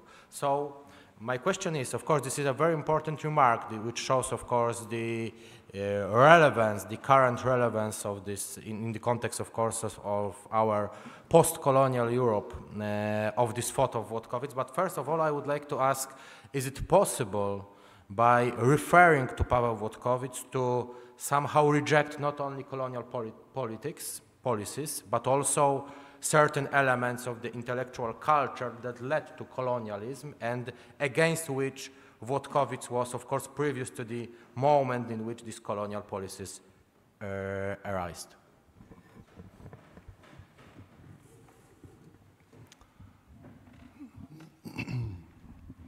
It's a good thing we're limited to only a minimum number of questions. They get harder and harder and harder. Because we're talking about a counterfactual. It's quite clear that Paweł's views were not views that were adopted. In the 16th century, well, in the 15th century, even before, the views of George Podjebrad in Bohemia, who had a schema that he envisioned for world peace. That didn't go anywhere. The ideas of Bartolomé de las Casas were clearly minority views that were overridden by the royal and imperial powers that were pursuing overseas expansion. And one can go forward through other centuries and look at other proposals that were ambitious and well-intended, but which for one reason or another failed. In the 20th century, the aftermath of the First World War was of aspiration and rather to respond. And some scholars have argued that this has been a very great characteristic long before overseas colonialism of the medieval tradition, that the making of Europe was a making that was done through force, and there was very, very little peaceful about the way in which the Saxons were Christianized by Charlemagne in the 8th and the 9th century, and that this is something that is deeply embedded in our European and, by extension, other territorial expansion. That having been said, just because something doesn't work doesn't mean that it isn't worth aspiring to. And I think in all instances, it has been a manifestation of what could be, what might be, what we should do if we can achieve this. And therefore, even failures in the implementation of any of Paulus Vladimiri's ideas can nevertheless not be disregarded. They are still outposts of hope and potential that I think we ought still to take very seriously at all times. This ideal is kind of like Sisyphus rolling the stone upward. It's striving for success but always falling short, and yet it is worth the effort. It is absolutely worth the effort, because this is where the best of humanity can be seen and inspired by the ideals that motivate the best of humanity. I think this is where we have Paulus and others to speak for us. Thank you very much. If you, Professor Fałkowski and Sister Professor Droste, have any more additional remarks on this topic, on the topics of the thinking of Włodkowic, which can be against this later path of colonialism, please just share with us these remarks, and after that, of course, I will ask you to answer the questions that you have, that other participants of our conference have. Two remarks, perhaps not in the center of your question, but I think interesting concerning his thinking. I think that, in my eyes, Włodkowic's thinking was realistic, not idealistic. He treated political and legal issues as real problems, and he used argumentation, sometimes outside of the knowledge, which was obvious at that time. But in the goal, he wanted to achieve the goal precisely seen, precisely defined.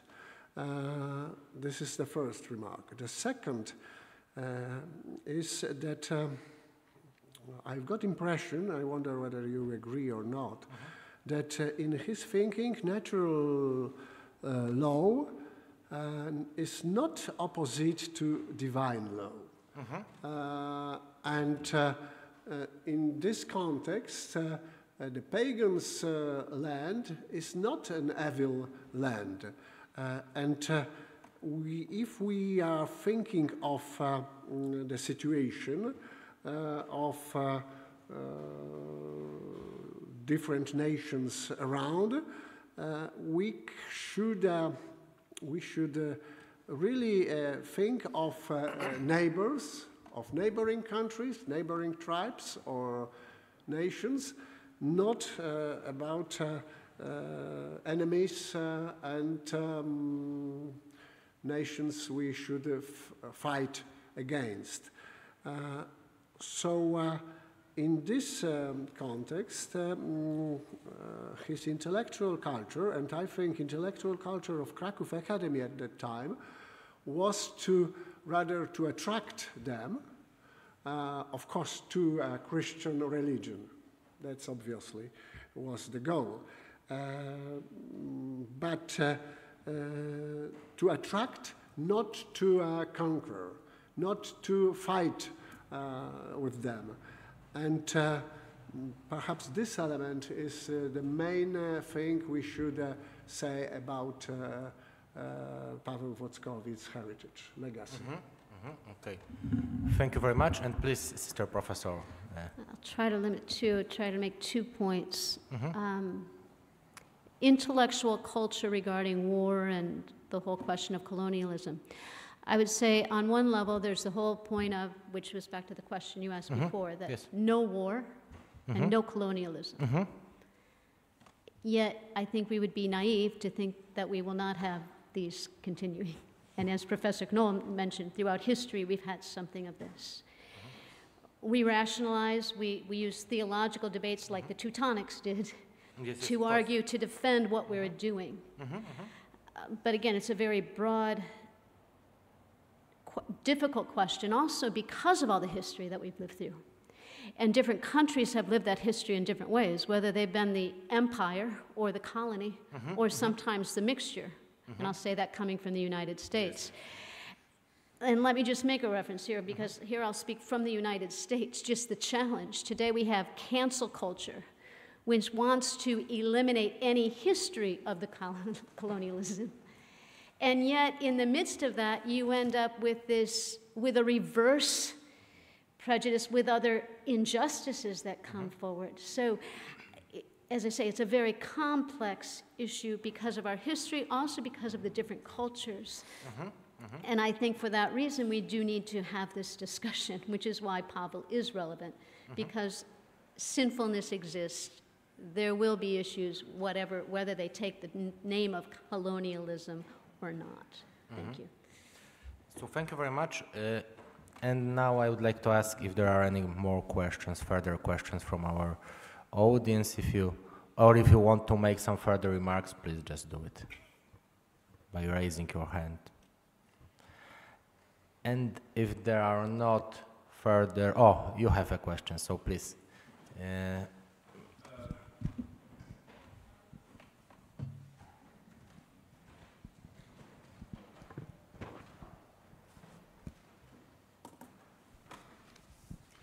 Thank you very much for this wonderful discussion. I have two quick questions about Paweł Włodkowic. The first is, can some of you professors please specify what was his contribution in the Council of Constance, and what there was of relevance for the geopolitical situation at the time? This is one question. And the second question would be this: are there situations discussions, I mean, something equivalent to the dialogues in Valladolid, West or Eastern Europe, whatever, are there situations in which the thought of Paweł was relevant? I mean, where during those discussions, whatever they were, because I'm totally ignorant of that, Włodkowic was an instrument towards some kind of solution. So thank you very much. So probably Professor Knoll, you would like to answer the first question, I think. Yeah, let me just say very briefly that with respect to the efforts of Paweł Włodkowic at Constance, at the very least he wished to see the political policies of his king successful vis-a-vis the Teutonic Knights in terms of establishing not just simply a resolution over contested issues, but also a turning back of the clock to pre-existing positions. There had been a time when, for example, in the 14th century, papal courts had been established, first in 1320-21, again in 1339, to address charges made by the Polish rulers at the time against the Teutonic Knights, and that the papal courts had found in Poland's favor. The Teutonic Knights had simply ignored those as being non-relevant, and they were indifferent to them. And Paweł was particularly interested in ensuring that the outcome of those papal judgments made in the 14th century be incorporated into the ultimate resolution between between Poland, Lithuania, and the Teutonic Knights. If it couldn't be accomplished at the Council of Constance, then it was nevertheless continued to be pursued. And those of you who have had a chance to read some of the documents that were written after the Council of Constance that are contained in the collection of the writings will note that there are references to these papal courts of 1321, 1320, and 1339. And then very quickly to the last comment that you raised, the reality is that Paweł Włodkowic's works were not referred to and not utilized and not discussed in subsequent consideration over these issues as one proceeds down through the generations after the 15th century. And that in itself is a question as why not? And that requires a much more complicated analysis than I can give because it's beyond my ken, and perhaps an analysis that maybe nobody can give. It's a really difficult issue. So thank you very much, and I think that we don't have further questions. Yes, I think so. So please, Father Cezary, if you can end this part of our conference.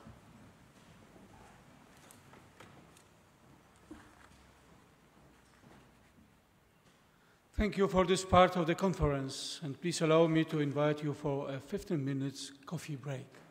So we meet in 15 minutes. Thank you very much.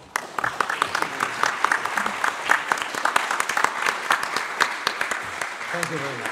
Thank you. It was a really great lecture. Thank you very much. Thank you very much. Thank you.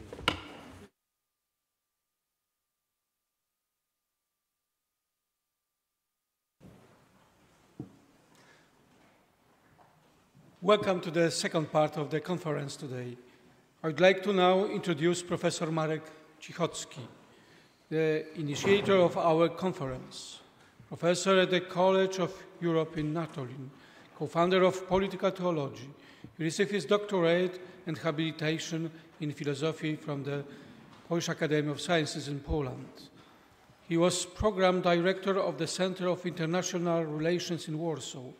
He is the author of award-winning books such as Hijacking Europe and North and South, texts on Polish culture and history.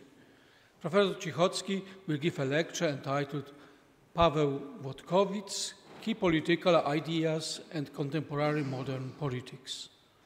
Professor, the floor is yours.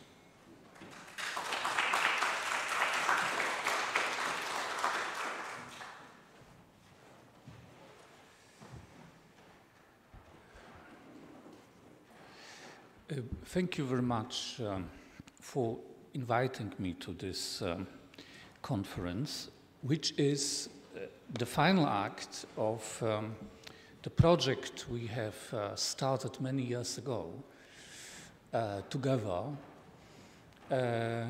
aiming at publishing Polish and English version of the Paweł Włodkowic texts. However, today I would like to talk to you more on present than on the past. And my intention is to share with you some remarks, some reflections and observations related to the legacy of Paweł Włodkowic's thought in the context of the current international politics. I would like to make this introductory remarks to our discussion about the current value of Włodkowic's political thought and his writings to us today. Włodkowic had his specific historical context of medieval Europe, which was comprehensively and widely discussed in the previous discussion. And so have we now. We have also our specific context we live in, a contemporary context of European and global events and affairs. Hence, let me start with a rather general remark about our current historiosophical position.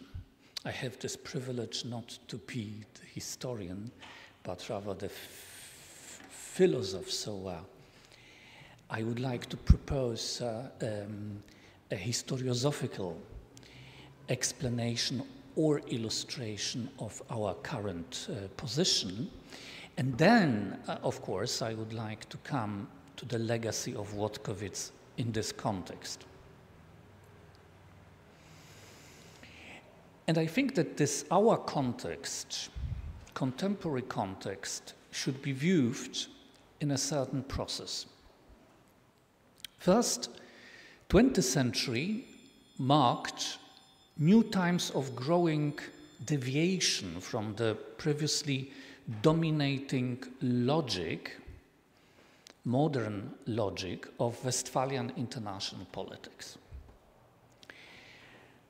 I mean here not Westphalian system, which is history of modern international politics, framed the interstates relations in 17th and 18th century, but something much broader in a sense, a logic of jus publicum Europaeum.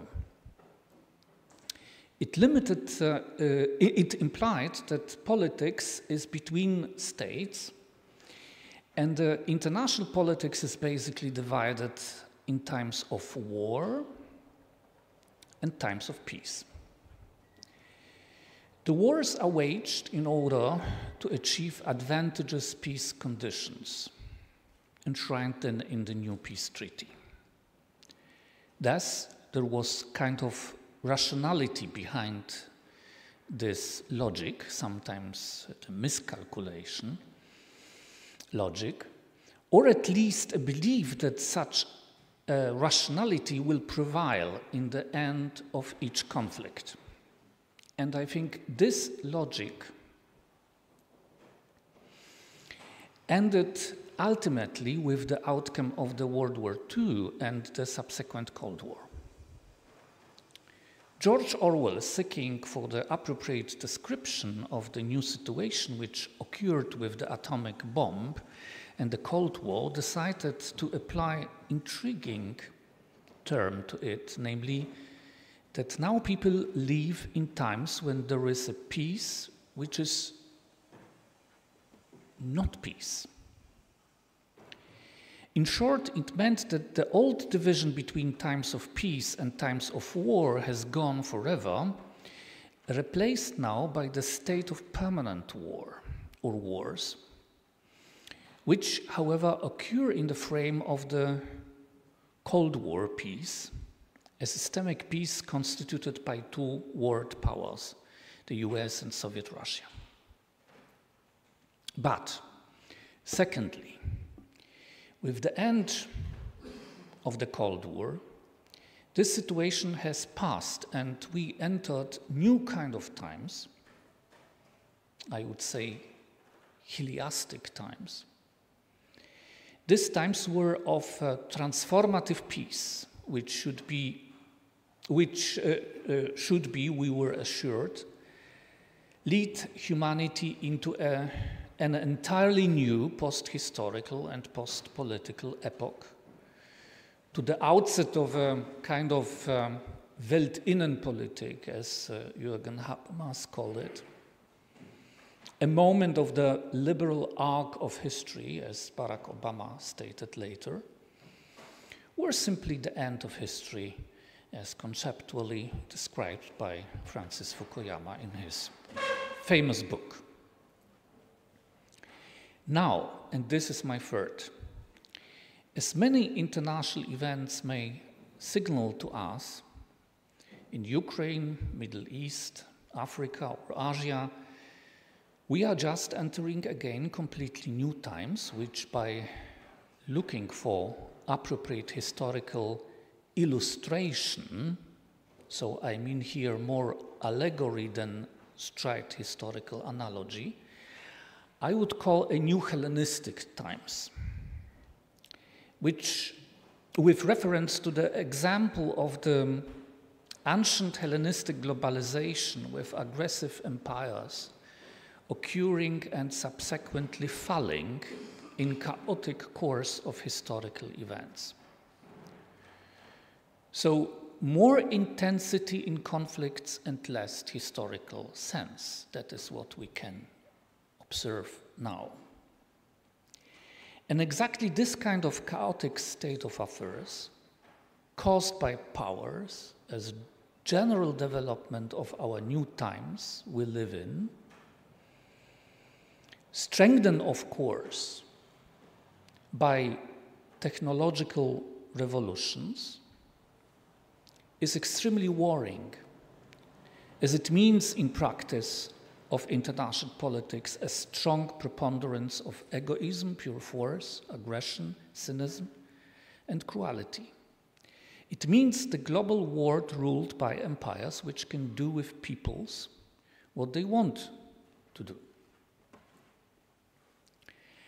I'm saying about all of this primarily because I think it gives the necessary context which enable us to understand what is the genuine value and significance of Paweł Włodkowic's political thought for our contemporary situation. His thought has its own historical context of the turn of 13th and 15th centuries, of the war between the Polish crown and the Teutonic Order, and of the impact made by the Council of Constance on the international affairs in late medieval Europe.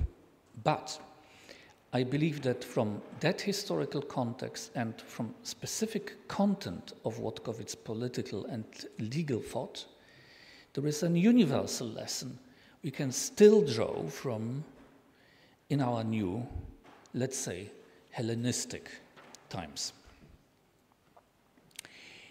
Włodkowic is best known as the opponent of the aggressive religious wars, and I think that we will, for sure, in our discussion, after this introductory remarks, discuss comprehensively the question of religious freedom. However, let me draw your attention on three other important concepts of Włodkowic, which constitute his general understanding of the principles of international politics. First, the concept of just and unjust wars. Secondly, the concept of jus gentium, general law of nations or peoples. And finally, his understanding of the essence of the political sovereignty. All three concepts are worth to be noted in the current context of violent new Hellenistic times, in my opinion. It is no surprise that with the war in Ukraine and then war in Middle East, we are nowadays anew confronted with the basic problem of the just and unjust wars. For Włodkowic, was it completely clear that we have to keep this distinction if we don't want to fall in a kind of morally dangerous political relativism? Following St. Augustine, Włodkowic believed that we, as mortals, are not in position to transform the world, which has own painful and sinful logic.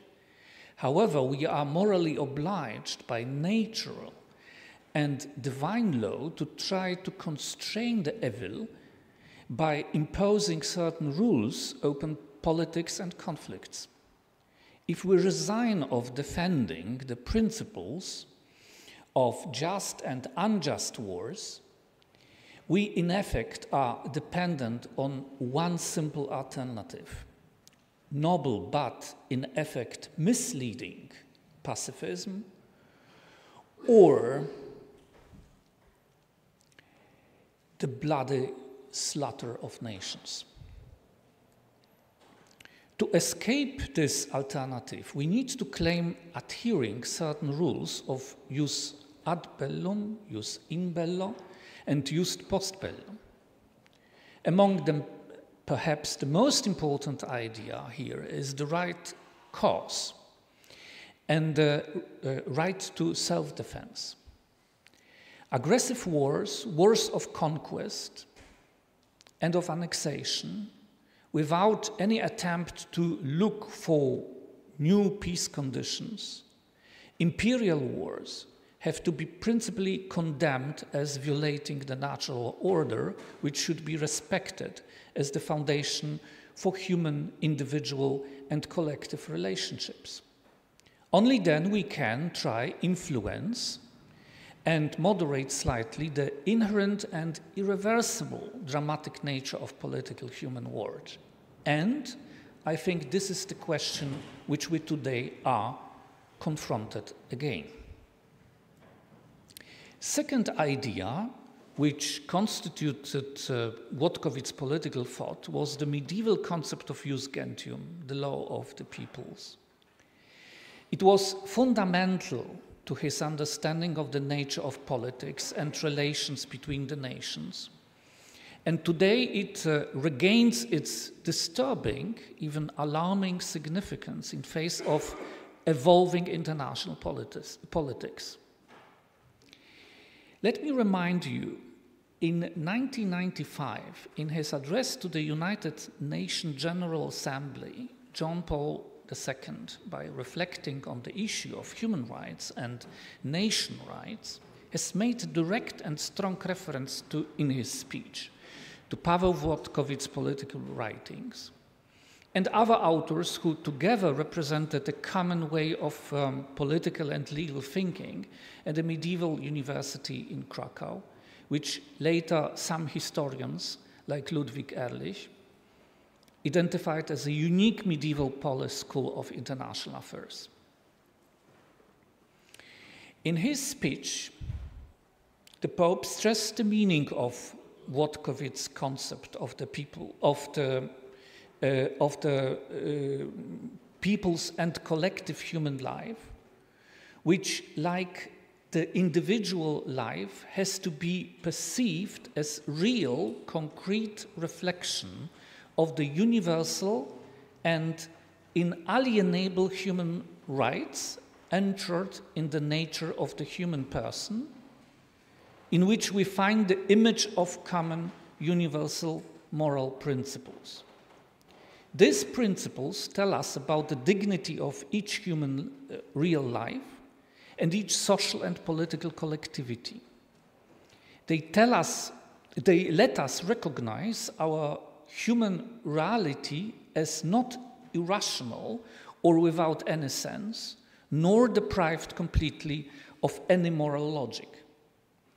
In politics, domestic or international, these principles facilitates to transform the situation of coercion into the situation of persuasion. It is worth to be noted that Pope's reflections on Włodkowic are made in a context of epochal change which occurred in Europe and worldwide in the aftermath of the end of the Cold War, and great hopes raised for a new era of freedom. As John Paul II stated in his speech, I quote him, "At the threshold of the new millennium, we are witnessing an extraordinary and global acceleration of the quest for freedom, which represents one of the main driving forces of human history. This phenomenon is not limited to just one part of the world, nor is it an expression of just one culture. On the contrary, people in every corner of the earth, despite the threat of violence, have taken the risk of seeking freedom, demanding a place in social, political, and economic life that reflects their dignity as free individuals.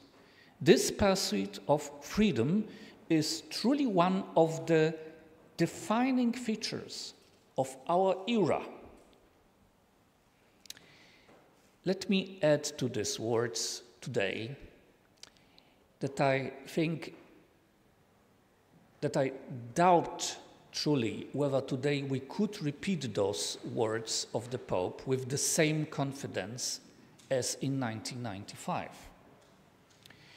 This is so because we are nowadays witnessing international political realities in the world where the idea of the right of nations, the peoples, the right to life, to develop freely and peacefully, to prosper due to own efforts, is being violated more and more often and openly in theory, in action, as a consequence of the growing struggle of powers.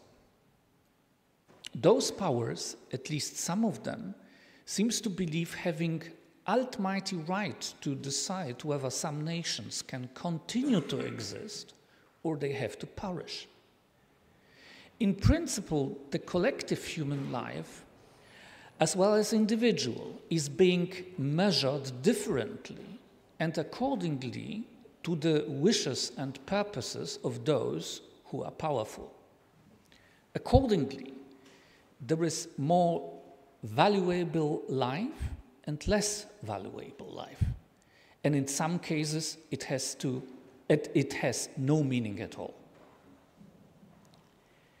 The third issue that determined Włodkowic's political thought was his understanding of how to secure the foundations of independence of political entity. Włodkowic belongs to proponents of the conciliarism movement in late medieval Europe, whose ideas strongly influenced views on the church, but also on politicals itself. In fact, this approach to ecclesiastical and political community gave in Polish political tradition and practices a very strong tendency of opting for collective and egalitarian decision-making within the political entity as the genuine foundation of political unity and autonomy, and growing criticism against centralization and institutionalization. Certainly, Włodkowic was one of the chief political and legal thinkers responsible for the principal rejection by Poles in 15th and 16th century of later modern Machiavellian approach to politics and the subsequent identification of the state politics with raison d'etat and absolutistic concept of state sovereignty. But again, if we transfer this understanding of collective political community as a body of citizens by Włodkowic into our contemporary political realities, I think we can immediately see some obvious conclusions. Observing 3 last decades of evolving politics in Europe and in the West, what strikes me the strongest is the gradually and consistent disappearing in our societies and in politics of the citizens' values, roles, and responsibilities. Less and less people are treated and even perceive themselves as citizens.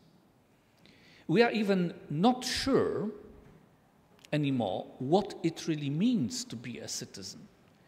And instead, we give ourselves up to the destructive logic of the stupidest polarization. I have no doubt that in current political disputes in Europe, Włodkowic would be possibly identified as an even populist or as a far right because of his focus on political entity as a body constructed by free and engaged citizens.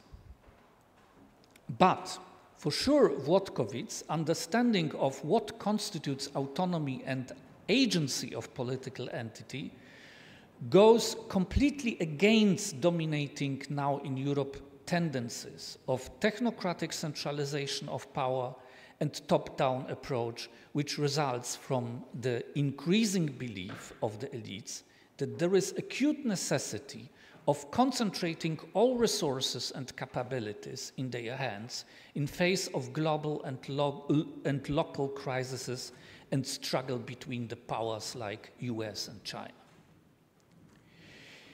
So these are 3 lessons, I think, we can still draw from his writings: Just and Unjust Wars, Law of Nations, and, let's say, Republican or conciliarist concept of political entity, which I would like to propose to be drawn from Włodkowic's ideas as his direct legacy to our times.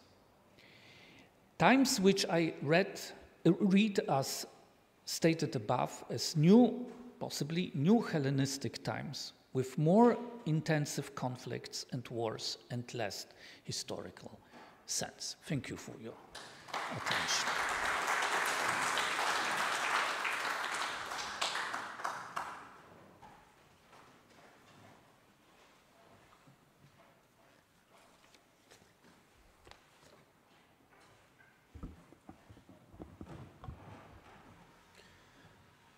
Thank you, Professor, for your very interesting lecture.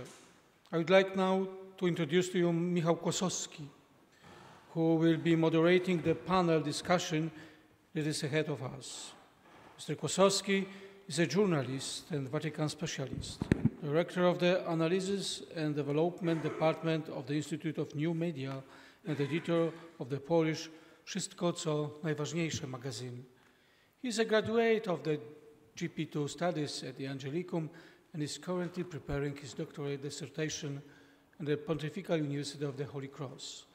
Michał, please take the floor.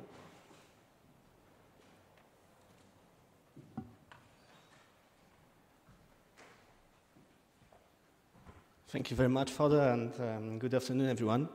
Welcome to the second part of our conference, on religious freedom, just war and sovereignty of nations, learning from Paweł Włodkowic. We've just heard an amazing introductory lecture by Professor Marek Cichocki, and I hope that it will be, a base ground for our discussion. In this session, we will explore how Paweł Włodkowic's ideas have evolved over time and what is their relevance in the contemporary world. Let me introduce our guests of this panel. I would like to welcome Professor John Lord Alderdice, who is a senior research fellow at Oxford University and a leading figure in the field of conflict resolution and peace building. His experience includes significant contributions to the Northern Ireland peace process and interfaith dialogue around the world. Please join our panel.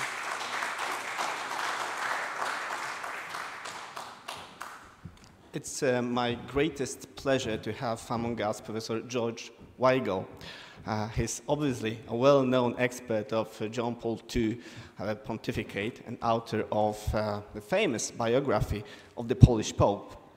He's also a renowned Catholic theologian, distinguished senior fellow of the Ethics and Public Policy Center in Washington, D.C. And thank you very much, Professor. You are with us.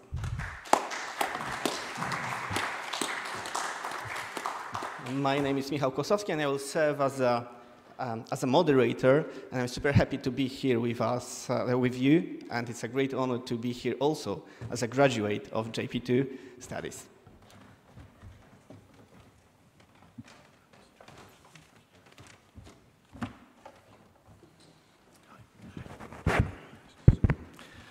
Because today in the Catholic Church, today is a special day in Catholic Church, obviously, because it's a day in which we remember John Paul II, our great saint. So let me start with Professor George Weigel. It's an honor to have you with us today. I would like to ask you, Professor, we've heard some remarks about that by Professor Cichocki, but I would like to ask you, do you see any kind of influence on John Paul II thought by the author of this conference, the historical author of the conference, Paweł Włodkowic? Thank you, Michał. It's great to be here with everyone, and I want to thank the Institute here for hosting this and for hosting my teaching, which Michał somehow has survived and graduated successfully.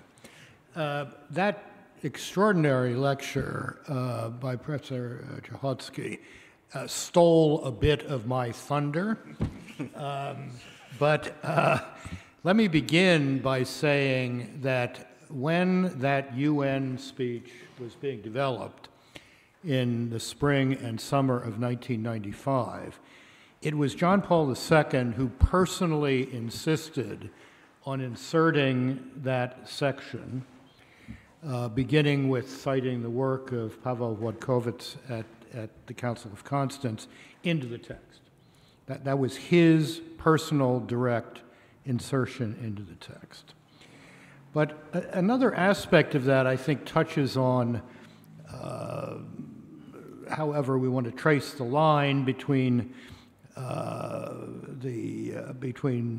Włodkowic and Karol Wojtyła, and that is the notion that the natural moral law provides a kind of grammar by which, as was quoted, coercion can be replaced by persuasion in international public life. Let me just read you paragraph 3 of that 1995 address, which I think has a great Włodkowician echo. Pope has been talking about, as Marek said, this great movement of freedom. He says it is important for us to grasp what might be called the inner structure of this worldwide movement. It is precisely its global character which offers us its first and fundamental key and confirms that there are indeed universal human rights rooted in the nature of the person, rights which reflect the objective and inviolable demands of a universal moral law. These are not abstract points. Rather, these rights tell us something about the actual life of every individual and every social group. They also remind us that we do not live in an irrational or meaningless world. On the contrary, there is a moral logic which is built into human life and which makes possible dialogue between individuals and peoples. And then, to go back to the passage quoted earlier, if we want a century of violent coercion to be succeeded by a century of persuasion, we must find a way to discuss the human future intelligibly.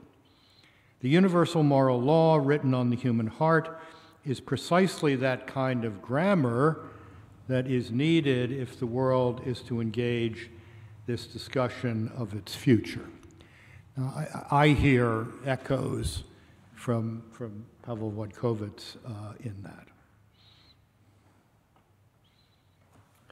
Thank you very much, Professor Weigel. I would like now ask Lord Alderdice, using your experience on peace-building process, because Włodkowic was a vocal critic of the policy of Teutonic Knights, challenging the legitimacy of war as a tool for evangelization.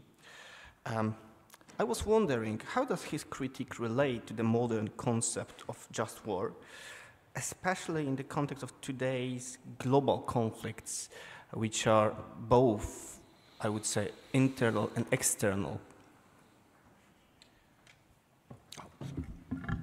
Well, thank you very much, first of all, to the colleagues here at JP2 Institute. It's marvelous to be back again here at Angelicum and to meet with colleagues previous and new. And this has been a very interesting and nourishing couple of days for me. I hadn't known of Paweł Włodkowic's work before I was asked to come and was provided with a copy of this marvelous book that Paul Knoll and his colleagues put together. And I found it absolutely fascinating and extremely relevant. There are a number of aspects of this. The first is, I suppose, that on this question of religious freedom and the requirement to acknowledge that there are those who will differ from you, they may differ from you within Christendom or inside and outside Christendom, but you must treat them with respect. You don't have to agree, but you must treat them with respect. And you must understand that they and you fall under natural law, and you must respect that. Now, this was a very important rubric for us in Ireland, North and South, and with Britain, because there were those on both sides who felt that they were wholly justified and that those on the other side were not, and they could be ignored or treated not really fully as human beings, as individuals or as a community. This was historically the case, and of course it led to complete tragedy.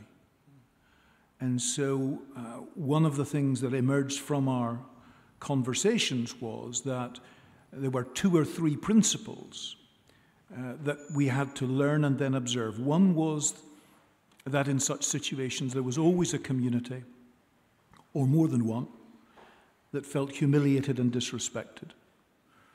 There was always a community, or more than one, that felt they were not being treated fairly. And attempts at a more peaceful negotiation persuasion, as George has reminded us, had not worked to bring about a better outcome. And at the time that we were working, the general zeitgeist globally was increasingly that people were leaders if they resolved conflicts, whether it was Clinton or Gorbachev or Mandela or de Klerk or whatever. That was the zeitgeist. And even people on the street would stop us in Belfast and say, look, if they can start to do this in South Africa or in the Middle East, because the Oslo process was ongoing at that time, we have to be able to do it here. The zeitgeist now is quite different. Leaders believe themselves to be leaders because they are conducting conflict, not because they are resolving it. And it's a very dangerous place for us to be. And one of the problems about it is that I think the kind of rule, in a sense, the kind of way of thinking and behaving that Paweł identified, that everyone falls under the law of God, even the emperor, even His Holiness the Pope. There are certain things that the Pope is not entitled to do. There are certain things that go beyond even his position and power. And I think one of the great difficulties we've had over the last number of years is certain powers believing that they are exceptions, that they do not have to live by the same laws as other people. It's said that Napoleon declared, laws are made for ordinary men, but I'm no ordinary man. And I think there are some of our nations and states around the world that believe that international law is for others to obey, but not for them. And this is disastrous, because the consequence is that it brings the whole notion of international law into disarray and disrepute. And for this to happen at a time when technology, as was pointed out just a few minutes ago, has taken us not just to nuclear weapons and hypersonic weapons with nuclear payloads, but potentially with the decisions about firing them being taken by artificial intelligence, it is absolutely terrifying what may be there. And without some kind of moral compass, the danger is that humanity's days may be numbered, not just the times that we are in. Thank you very much. We've opened so many fields and topics on these two during these two speeches, but I'm super happy to hear that you mentioned zeitgeist, because I would like to ask you, Professor. Włodkowic argued strongly during his times for national sovereignty and self-determination, particularly in our part of the continent, in Central Europe. So I would like to ask you, how do his ideas resonate now with contemporary challenges, especially in Europe, where we see kind of like a tension between national identity and globalization? Maybe, if I can, I would like to make first one reference to what you have asked before, namely this criticism of Teutonic order. This is a very important one still, I think, part of our Polish history and our historical identity, this struggle with Teutonic order. It's interesting, but it had the foundations, I mean, this conflict, surely, was one of the important foundations of our political and historical identity in Poland, and so far Włodkowic is within. Yes, he is a part of these foundations. But why this criticism? Because it was, I think, surely it was because of interests of the Polish crown, and it was about the geopolitical situation, especially after the victory of Władysław Jagiełło, and how to, let's say, consummate this victory politically, and so on and so forth. So very complex situation, but I think this criticism has also one very interesting, to me at least, in my interpretation, a very interesting and universal message, namely, what was Teutonic order? It's interesting to pose this question, because it was a very good organized, well-managed business, political business, pre-modern, non-state, but still political business. And this universal message of this critique is, to me, especially today, that we don't accept this kind of thinking which was behind this business of the Teutonic order, that war and conquest can be the best way to facilitate modernization. Yes, exactly. So the war cannot be accepted as a way of modernize relations through wars and conflicts, which is, frankly speaking, unfortunately, idea very well present, I am afraid, in different speculations and policies, also today. So I think it is important to stress this universal message of this criticism, and to show you only that this conflict is not only a part of our Polish identity, very important, but it has also a very interesting and important, outstanding universal meaning. Now, your question about this self-determination, yes, surely. I think if you look at the history of the whole region, not only Poland, but the Central Eastern Europe, this concept of this self-determination of the peoples, which has to be expressed because of the confrontation with aggressive empires in this region, it is linked to the ideas of Włodkowic in a very clear and understandable way, and I think the Pope, in his address to UN Assembly, of course, he stressed this global, general importance, significance of the quest for freedom, but he could do it in that way just because he came from this situation of the Central and Eastern Europe, of nations which were deprived of having own political freedom by aggressive powers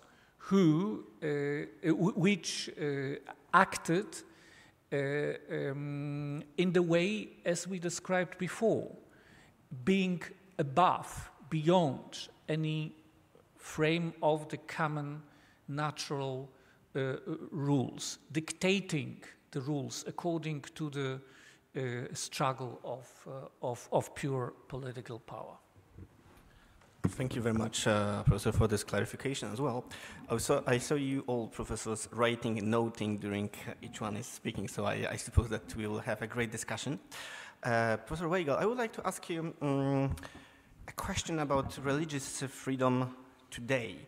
How significant are Włodkowic's conceptions of religious freedom in addressing today's challenges, especially after what we've heard from Professor Cichocki and Lord Alderdic.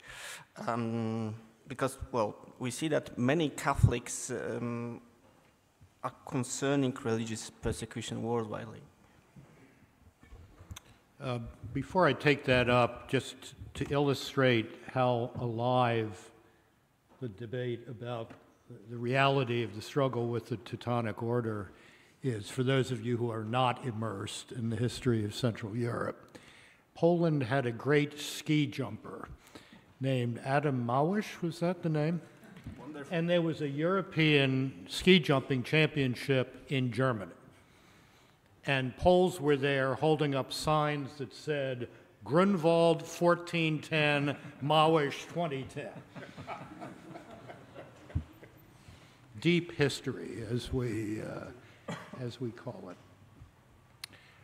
Paweł Włodkowic did not live at the time of the modern state, but I think his thinking about religious freedom has real implications for the present, because the modern state, or in some cases the postmodern state, seems to have a built-in tendency to reduce all other social institutions to its vassals.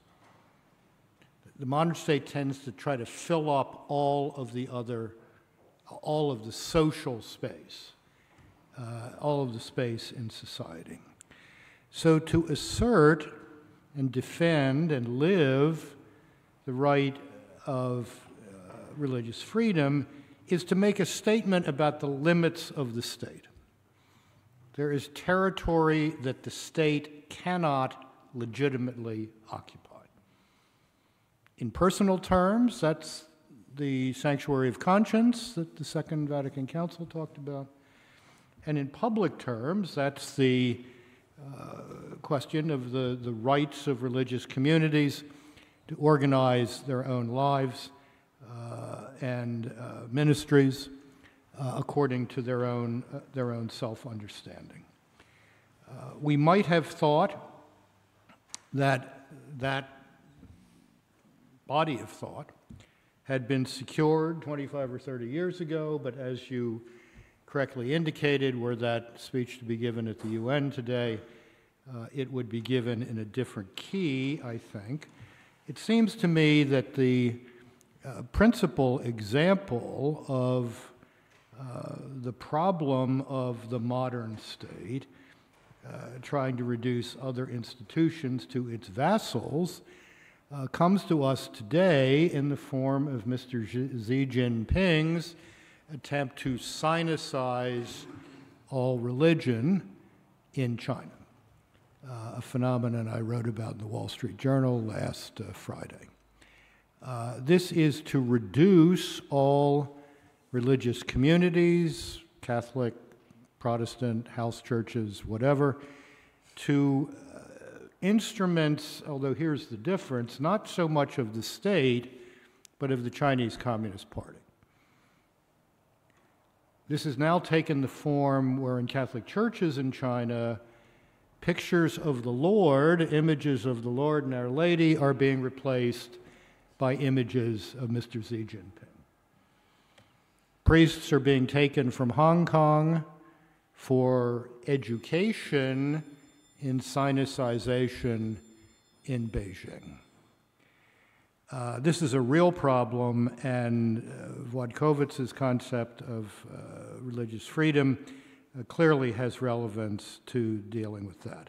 I think the other thing that has relevance, not so much in an immediate practical sense, but in terms of the history of rights talk in the world, is that those interventions at the Council of Constance make it very clear that religious freedom and other basic human rights were not inventions of the Continental Enlightenment.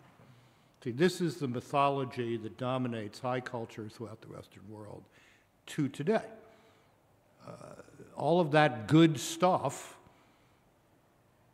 came out of the Continental Enlightenment. Well, no, actually it has much deeper roots, And while Włodkowic, I don't think, made reference to this, I would say the deepest roots in Western civilization of our concept of religious freedom as creating free space for individuals and religious communities comes from the gospel.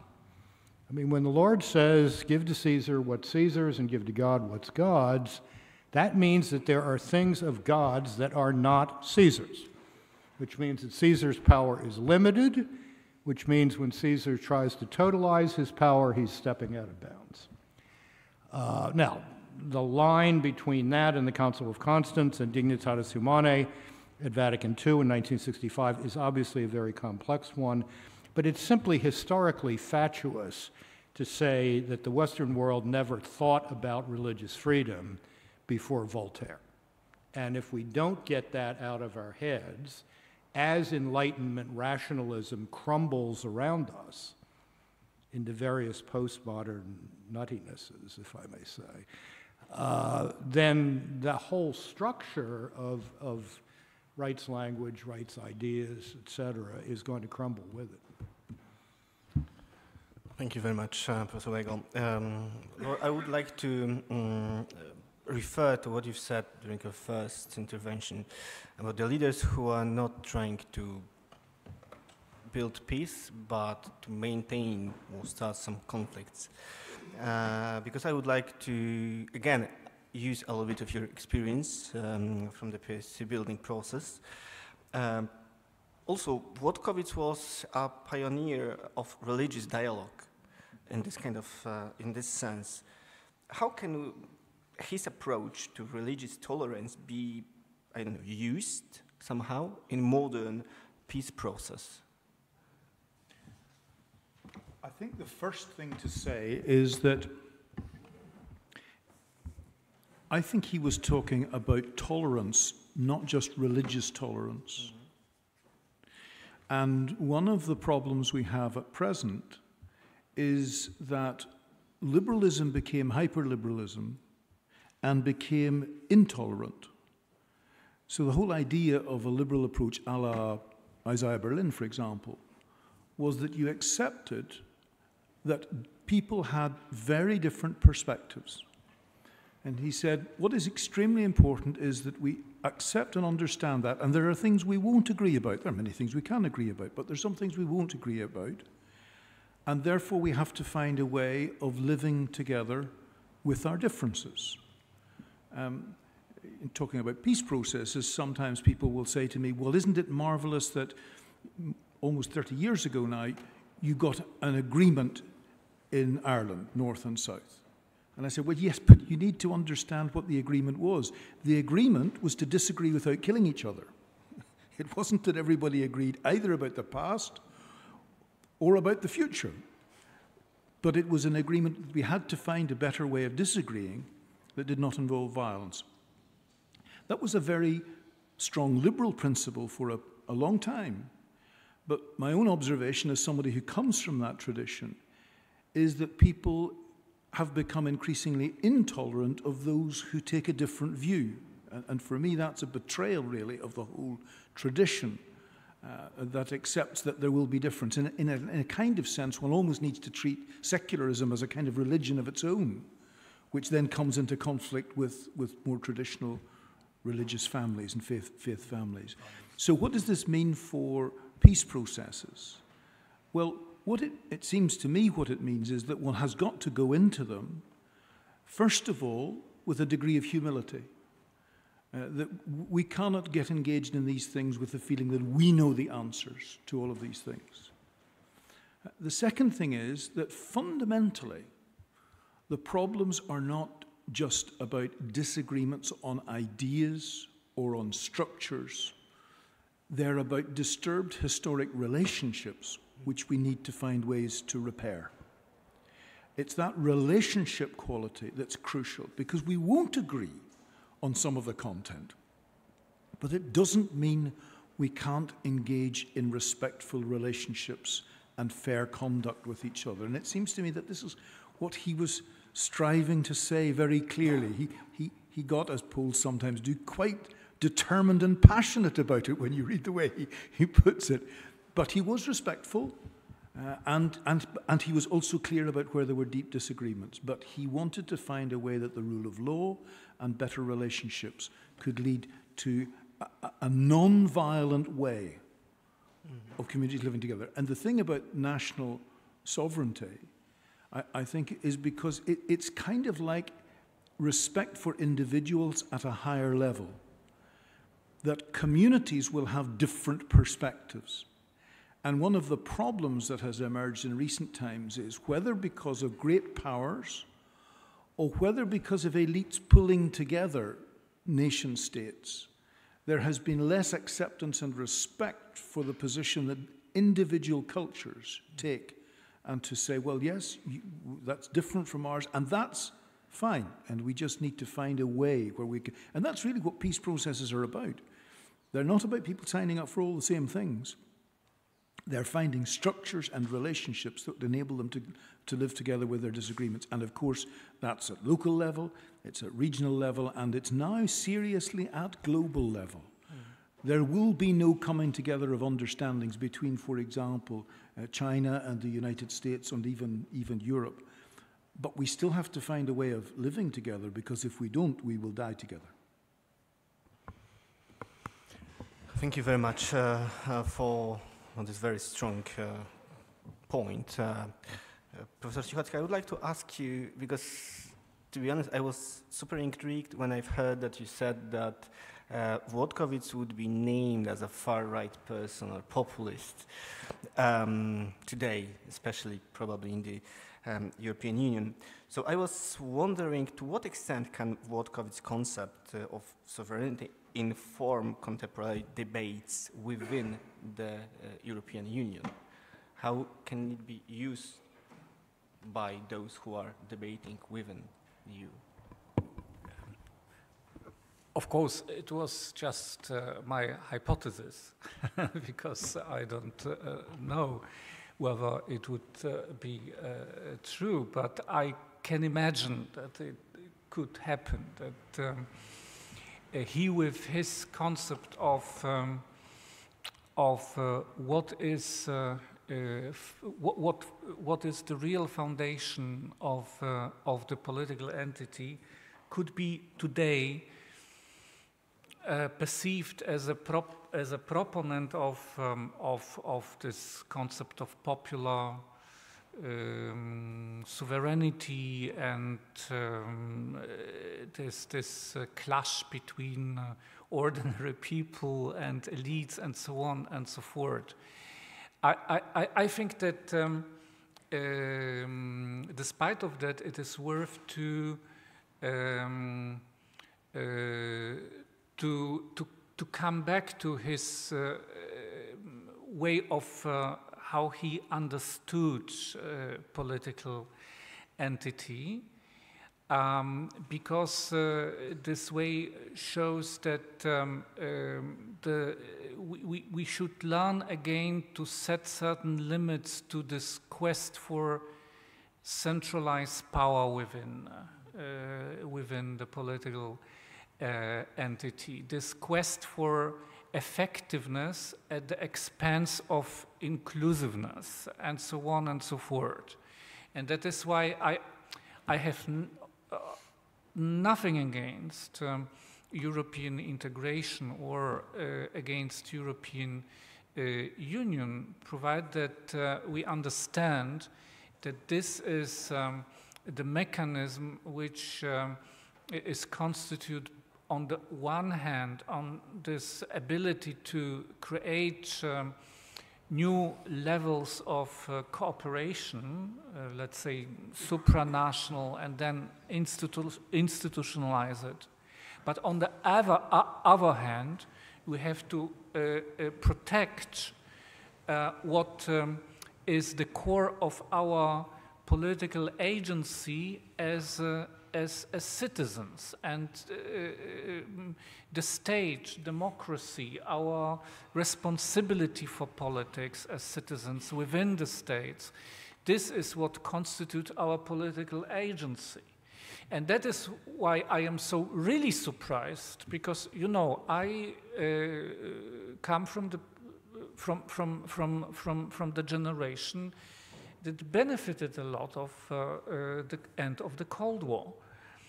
And I was exactly of this generation which could hear the words of John Paul II to the General Assembly in the United States with applause and enthusiasm, because it was also about me and about many people in my age in Poland and in Central Eastern Europe. And I am really worried about how certain things are disappearing from European politics.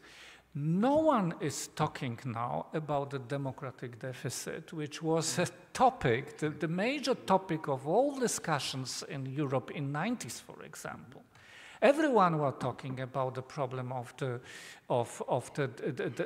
democratic deficit in Europe, and that this is a serious, severe problem we have to take seriously, and we try to give appropriate answers to this. No one is talking about citizenship and the responsibility of each us as citizens. And I remember in 90s that was one of the major problems to the debate. What does it mean, citizens? How citizens are important for our democracies? Now, citizens are replaced by something different. Consumers. Or recipients, or recipients even, yes, as clients, yes. We have to cover their needs and so on and so forth, but we don't give them the voice and we don't give them responsibility. Why? Because we are looking for effectiveness. Why? Because we are in a completely new geopolitical situation and Europe has to be fit for a new struggle of powers, and so on and so forth. So we are now in a logic which is completely different and pushing us in a different direction. And I think Włodkowic is helpful because it reminds us about the fundamentals, which for me, also from the generational reasons, are very important.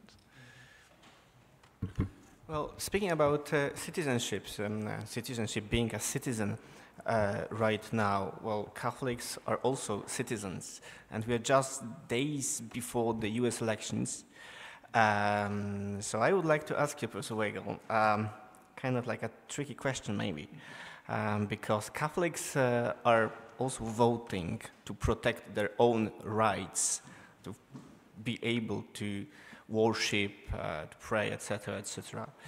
How do you think Włodkowic's thought can guide the Church as Catholics in asserting this right to be a Catholic, to pray, in a world that kind of increasingly challenges religious values? That wasn't on the list of questions.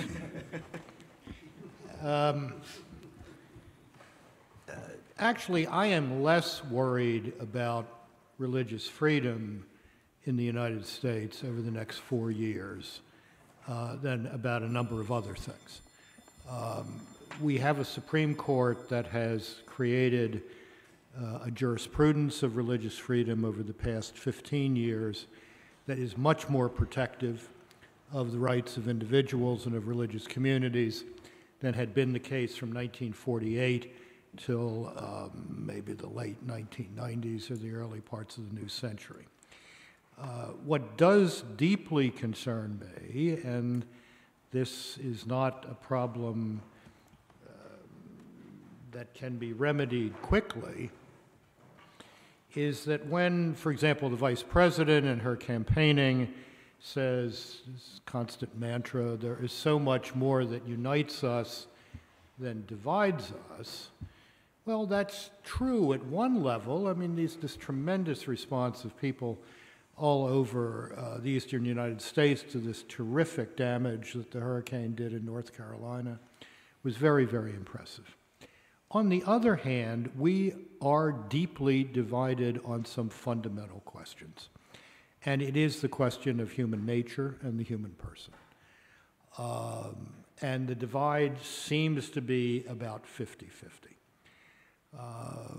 There is the richly textured, biblically informed, I think philosophically coherent view of the human person that has come to us throughout the Western civilizational tradition.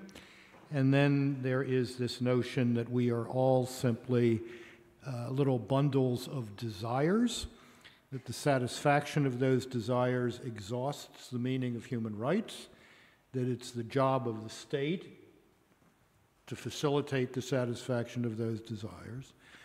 And all those desires are commensurable morally unless somebody else gets hurt, except if the somebody else getting hurt is an unborn child or increasingly a terminally ill adult.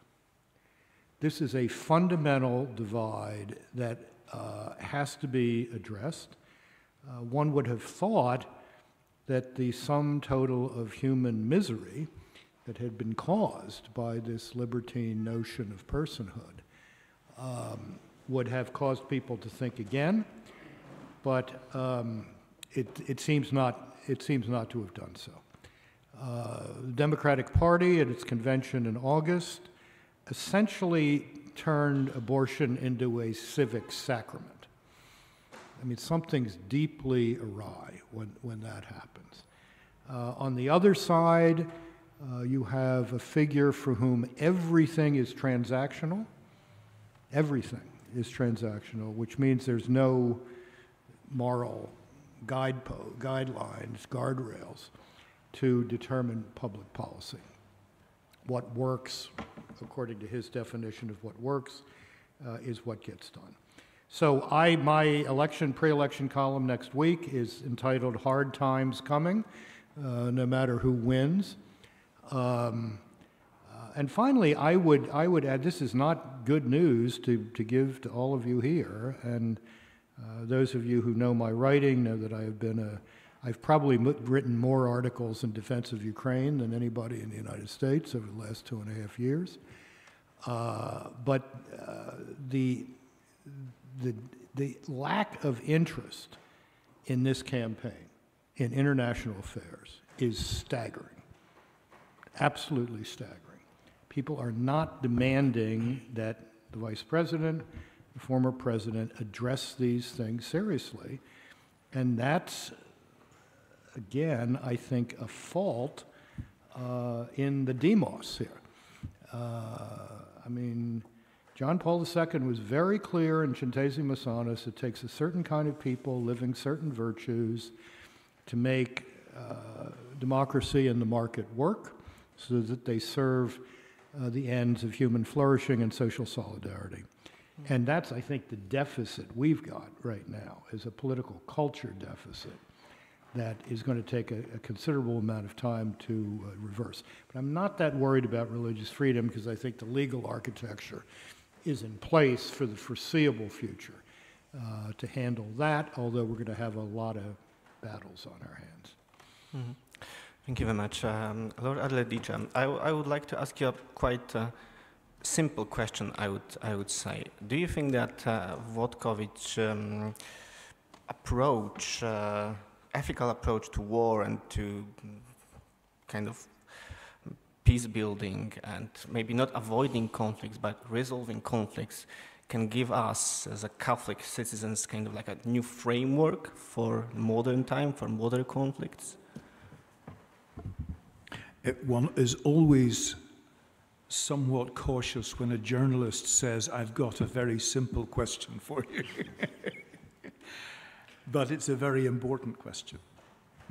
The first thing I would say about it is to pick up the question of whether he would be judged a populist or not nowadays. And I understand why you say that from some perspectives.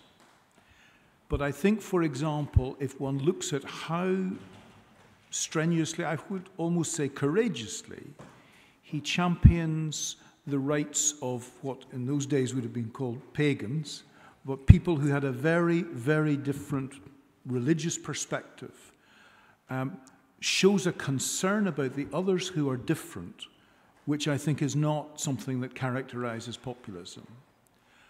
I think the second thing is that he, of course, was a lawyer, but it seems to me he was not a lawyer who simply wanted the rule of law. He wanted a culture of lawfulness, which is not exactly the same thing. It goes one further in a sense. Again, I don't sense that that's something that you find with most populist leaders. They want the law to serve their purpose rather than to be prepared to live under the law with the restrictions and boundaries that sets on our behavior. And I think in that sense, to come more directly to your question, he does have really, really important things to say to us at the moment. Because the whole culture of international law is dissolving in front of our eyes. And if that continues, as at present, then we are in increasing difficulties. I think the second thing is that I detect in him a concern for relationships within the community. And he had, for example, the relationship between Poland and Lithuania, which was one that had to be, there was a real bringing together. People had different backgrounds and cultures. And he said, I want that. I don't want somebody coming in or a group coming in, the Teutonic Knights, and just imposing things. People's beliefs should not be something that are imposed on them. Persuasion, that's a completely different thing, but coercion, that is not an acceptable thing. Those kinds of principles, it seemed to me, are extremely important. And when we look at some parts of the world, and you've mentioned Xi Jinping, the notion of coercion in terms of beliefs is just writ large. And we could look around various countries and parts of the world and see them setting aside fundamental principles that Włodkowic was strong with. Of course, we live in a different context. Of course, things are different. One of the things that's different, for example, is when we come to look at the question of a just war. In those days, the question was, could the politician and political leader or general live by a moral code? It's different now because at every level we want people to live by a moral code. The ordinary soldier, as we saw, for example, in some of the results of what happened in Iraq and so on, if they don't understand a moral code, we are in all sorts of difficulties. And there's been quite a lot of writing about that in the last little while, trying to look at the question of morality in the context of war. David Fisher wrote a wonderful book in 2011 about precisely these issues. So I think there's much guidance to be taken from him, as long as we appreciate that, of course, he was living at a different time and in a different context. But the principles that he sets down are, it seems to me, just as important for us now, if we can interpret them aright. Thank you very much. Last, like the previous panel, we've ended with mentioning cancel culture. And I think that's another topic we should discuss in this panel. Professor Cichocki, I would like to ask you another simple question. In the context of today's Europe, where the national sovereignty is often at odds with liberal policies and globalists, how can the understanding of Włodkowic, the Włodkowic understanding of religious freedom can support also us Catholics and Catholic nations in kind of defending the identity and moral values we believe in?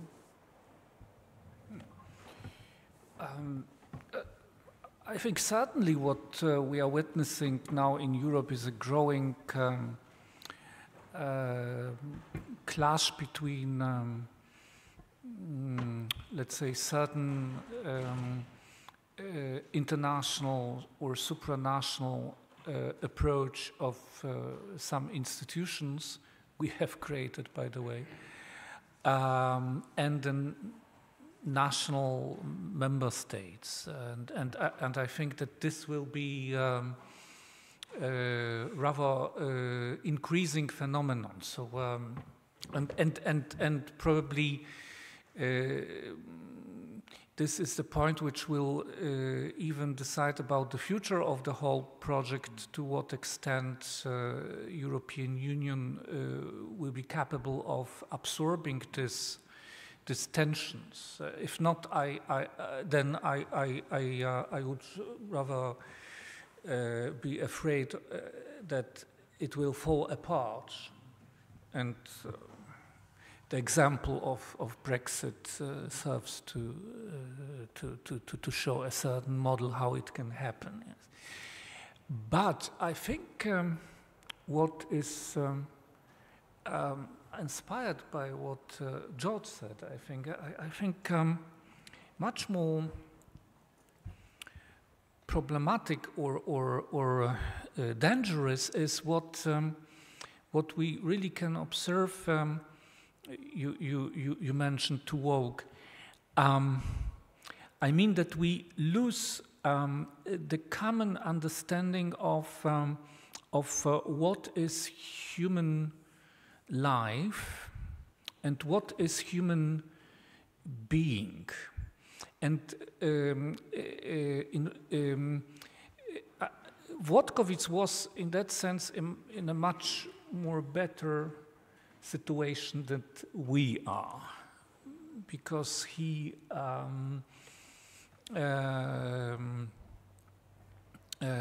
acted in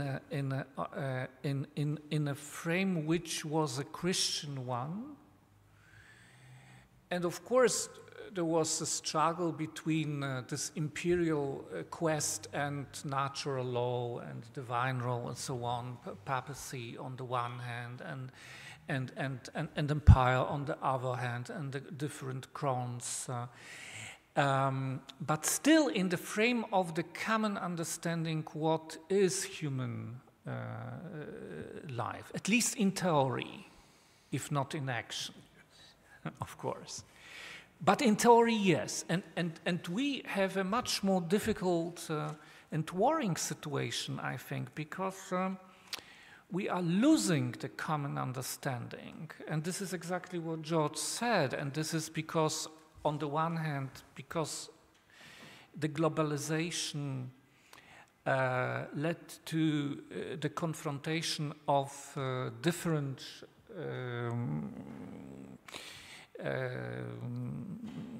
traditions, let's say, and it is obvious that in China the understanding of human life and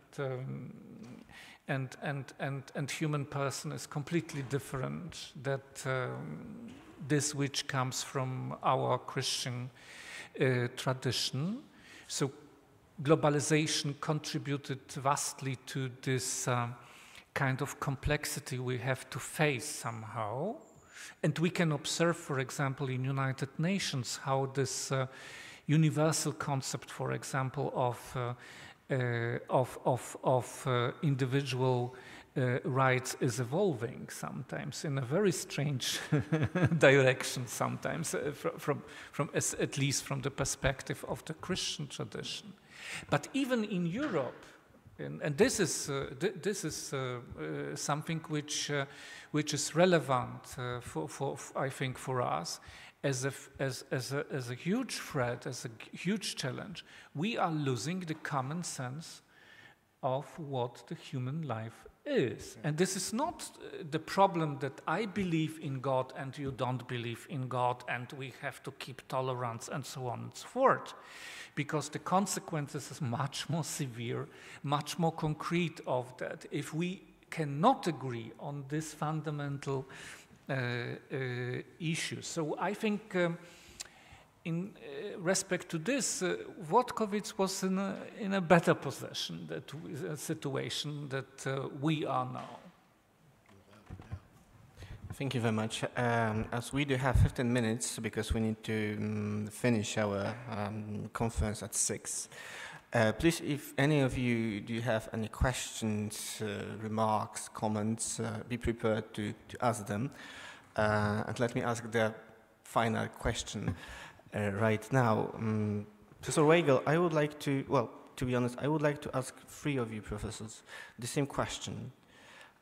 What's the most important part of Włodkowic teaching about religious freedom and peace-building process we can apply today in our times? Professor Weigel, we'll start with you. I'm going to decline to answer that and say that I want to follow up on something that Sister Catherine talked about in terms of just war, because this is really important.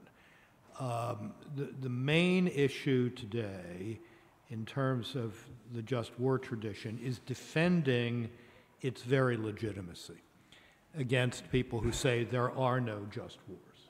Mm-hmm. Now, this is a big problem in the Catholic Church today. This is a big problem in the Catholic Church today. But if you say there are no just wars, you create any number of problems. You create a pastoral problem. To say there are no just wars is to say that war is intrinsically evil, and that puts a tremendous burden of conscience on Catholics in the armed forces, which they should not be asked to bear. It's a big theological problem. If you are saying there is no such thing as a just war and a just war tradition, and that tradition is based on the principles of the natural moral law, which do not change, which we can know by reason, then you're saying de facto there is no natural moral law. And that's a huge problem. So I think that the Włodkowician defense of the very idea of a just war tradition where we can distinguish between just wars and unjust wars, we can distinguish just actions within war against unjust actions in war. This is a terribly important thing for the future, because if we don't defend this idea, the barbarians are going to take over. I mean, the people who like Putin, who has no more concept of just war than the man in the moon. You cannot leave the field to the murderers. That's simply irresponsible. And we need to lift that up. And in a sense, that is a defense of religious freedom, because so much of the just war tradition in the West has been informed by Catholic thought, Protestant thought, et cetera, et cetera. So I felt the need, as they say, to get that in. So I assume that we'll have a comment from Sister Professor after that, or not really? No? Okay, that's fine. Lord Ardenic. Mm-hmm. Two comments briefly. The first is to say that I agree that it is very important to maintain the concept of just war. The community I come from, I think, is less deeply divided than the one that you're describing, so it's less of a kind of front issue for me. What is the front issue for me is making sure that our countries abide by the principles of just war, and that's where the big gap is, it seems to me, from that point of view. The second comment is to directly answer your question. For me, and I emphasize it's for me, given my background and so on, it is his setting out and standing for the principle of tolerance, which is for me of profound significance. Tolerance, a preparedness to live with those with whom you deeply disagree and to protect their right, to protect their lives and their property and so on and so on. It's easy to say, it's very challenging to live with, but it seems to me, in terms of the contribution he made, it is for me one of the most important contributions he made. And I'm very glad that he's been brought back to our memory by this event. Thank you. Thank you very much. Professor Cichocki? I think two things from Włodkowic. First, Ius Gentium, because it addresses directly the problem which I see, that we are entering the situation in which more and more politics agrees that there are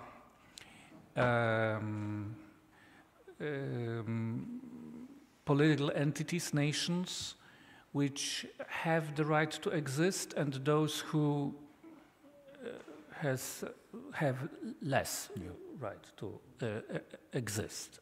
Or then, following this logic, we come to the conclusion there are also those nations who don't have no right to exist, and this is very dangerous tendency I observe in the international politics, especially in the course of the last years. Secondly, just war, because it addressed another problem which occupies my attention, this quotation by George Orwell and his observation that we are living in times of peace without peace. And I think it is something which is more understandable, I think, for people with all respect, and excuse me for this remark, but I have to make it, that it is much more obvious for people coming from my part of Europe, sure, that we are living all the time, since World War II, in times of peace without peace. Then many people thought living in the West under the illusion that the war is over, yes, and we can just only see some conflicts in a, let's say, new movie about James Bond or something like that. That something is happened under the surface, but principally, we are living now in peaceful times, and it was illusion. We live in peace without peace, and now we are coming again in this situation. And I think the question of the just wars and the just cause, that sometimes it is inevitable to enter the war, but what is the intention? What is the intention? Is the peace the intention, or rather the conquest is the real intention? I think this issue addresses very good the problem we are witnessing now. Thank you very much. We still do have just a few minutes for questions. If there are any questions from the participants, any comments, any thoughts? Not really. It's almost 6.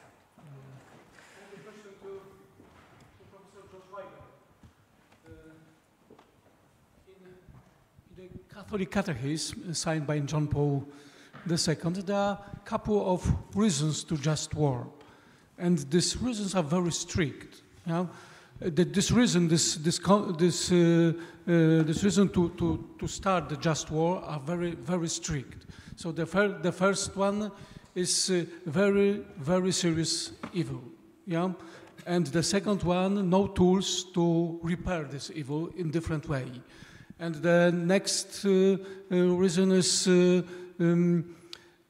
high probability to quick win. To quick win. And the last one is convenience that this war does not make a greater evil. Right. Do you think that in contemporary world, when with globalization of the business, with this huge deception, it is possible to find the truth for just war? To find this reason to just war, because deception is spread everywhere, yeah, and this globalization of the business. So can we really find the truth about this reason to just war? Well, if the neighbor has declared that you are not a nation, he intends to destroy you, because you're not a nation, you don't have a culture, you don't have a real language, you're basically an appendix to us, and that he gets within 20 kilometers of your capital while killing people right and left on the way, yeah, you have a very justifiable reason to fight back. In fact, what Mr. Putin has done and is doing while we sit here is a classic illustration of the violation of just about every just war principle, ad bellum and in bello. I mean, the present Russian strategy is to destroy the energy infrastructure of Ukraine so that everybody's freezing this winter. This is not kosher at all. I will say, I think the catechism discussion of the just war tradition is one of the weaker sections in the catechism. But what I'm really concerned about now is what I said a moment ago, and I think Sister Catherine hinted at. There is this idea that there is no such thing as a just war, and that is to deny the possibility of applying rational human judgment to these limit cases when people come after you the way Putin has come after Ukraine. Now, it is absolutely the case that new technologies are stretching those principles, the in bello principles particularly, but that just simply calls for more careful thought. Finally, I was glad Sister brought this up in her very fine presentation. I've been arguing since a book in 1987 that in addition to the jus in bello, war decision law, when is it legitimate to go to war, and jus in bello, what constitutes morally legitimate fighting, there is implicit in the just war theory, at least in the Catholic interpretation of it, a jus ad pacem, that this is to be done for the end of restoring or building peace. And I think Lord Allardyce came to that. I think that is very rarely brought into discussions of just war tradition, and it needs to be emphasized some more.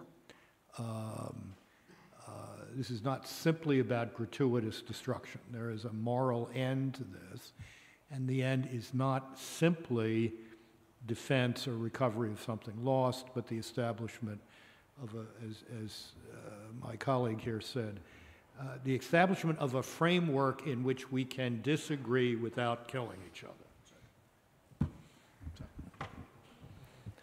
Sister Professor, just... I would just add to that again, hinted at, but emphasizing the whole point, even with Pope Francis in terms of his comments on Ukraine. The point is that the state must defend its citizens. All of this is about what is the state, what is that obligation. So yes, you can argue based on that, but we have to keep in mind the peace, but also the obligation of the state to defend when they are attacked.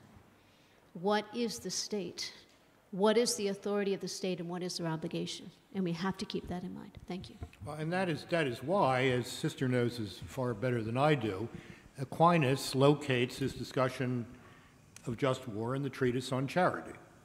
Mm-hmm.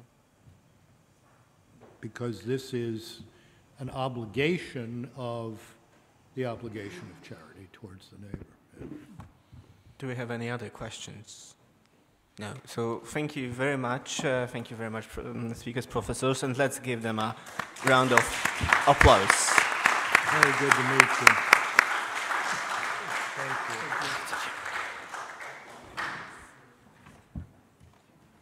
Thank you to all of our speakers and guests for an interesting discussion this evening. It was a thrill to have you. Please stay tuned for the next conference and lecture of the St. John Paul II Institute of Culture, and have a good night. Thank you very much. I'm going to run for a plane here, guys. Great to see you. If you see David Alton in the house... And welcome all of you to the reception at Sala Colone, here next door. So please, you are welcome.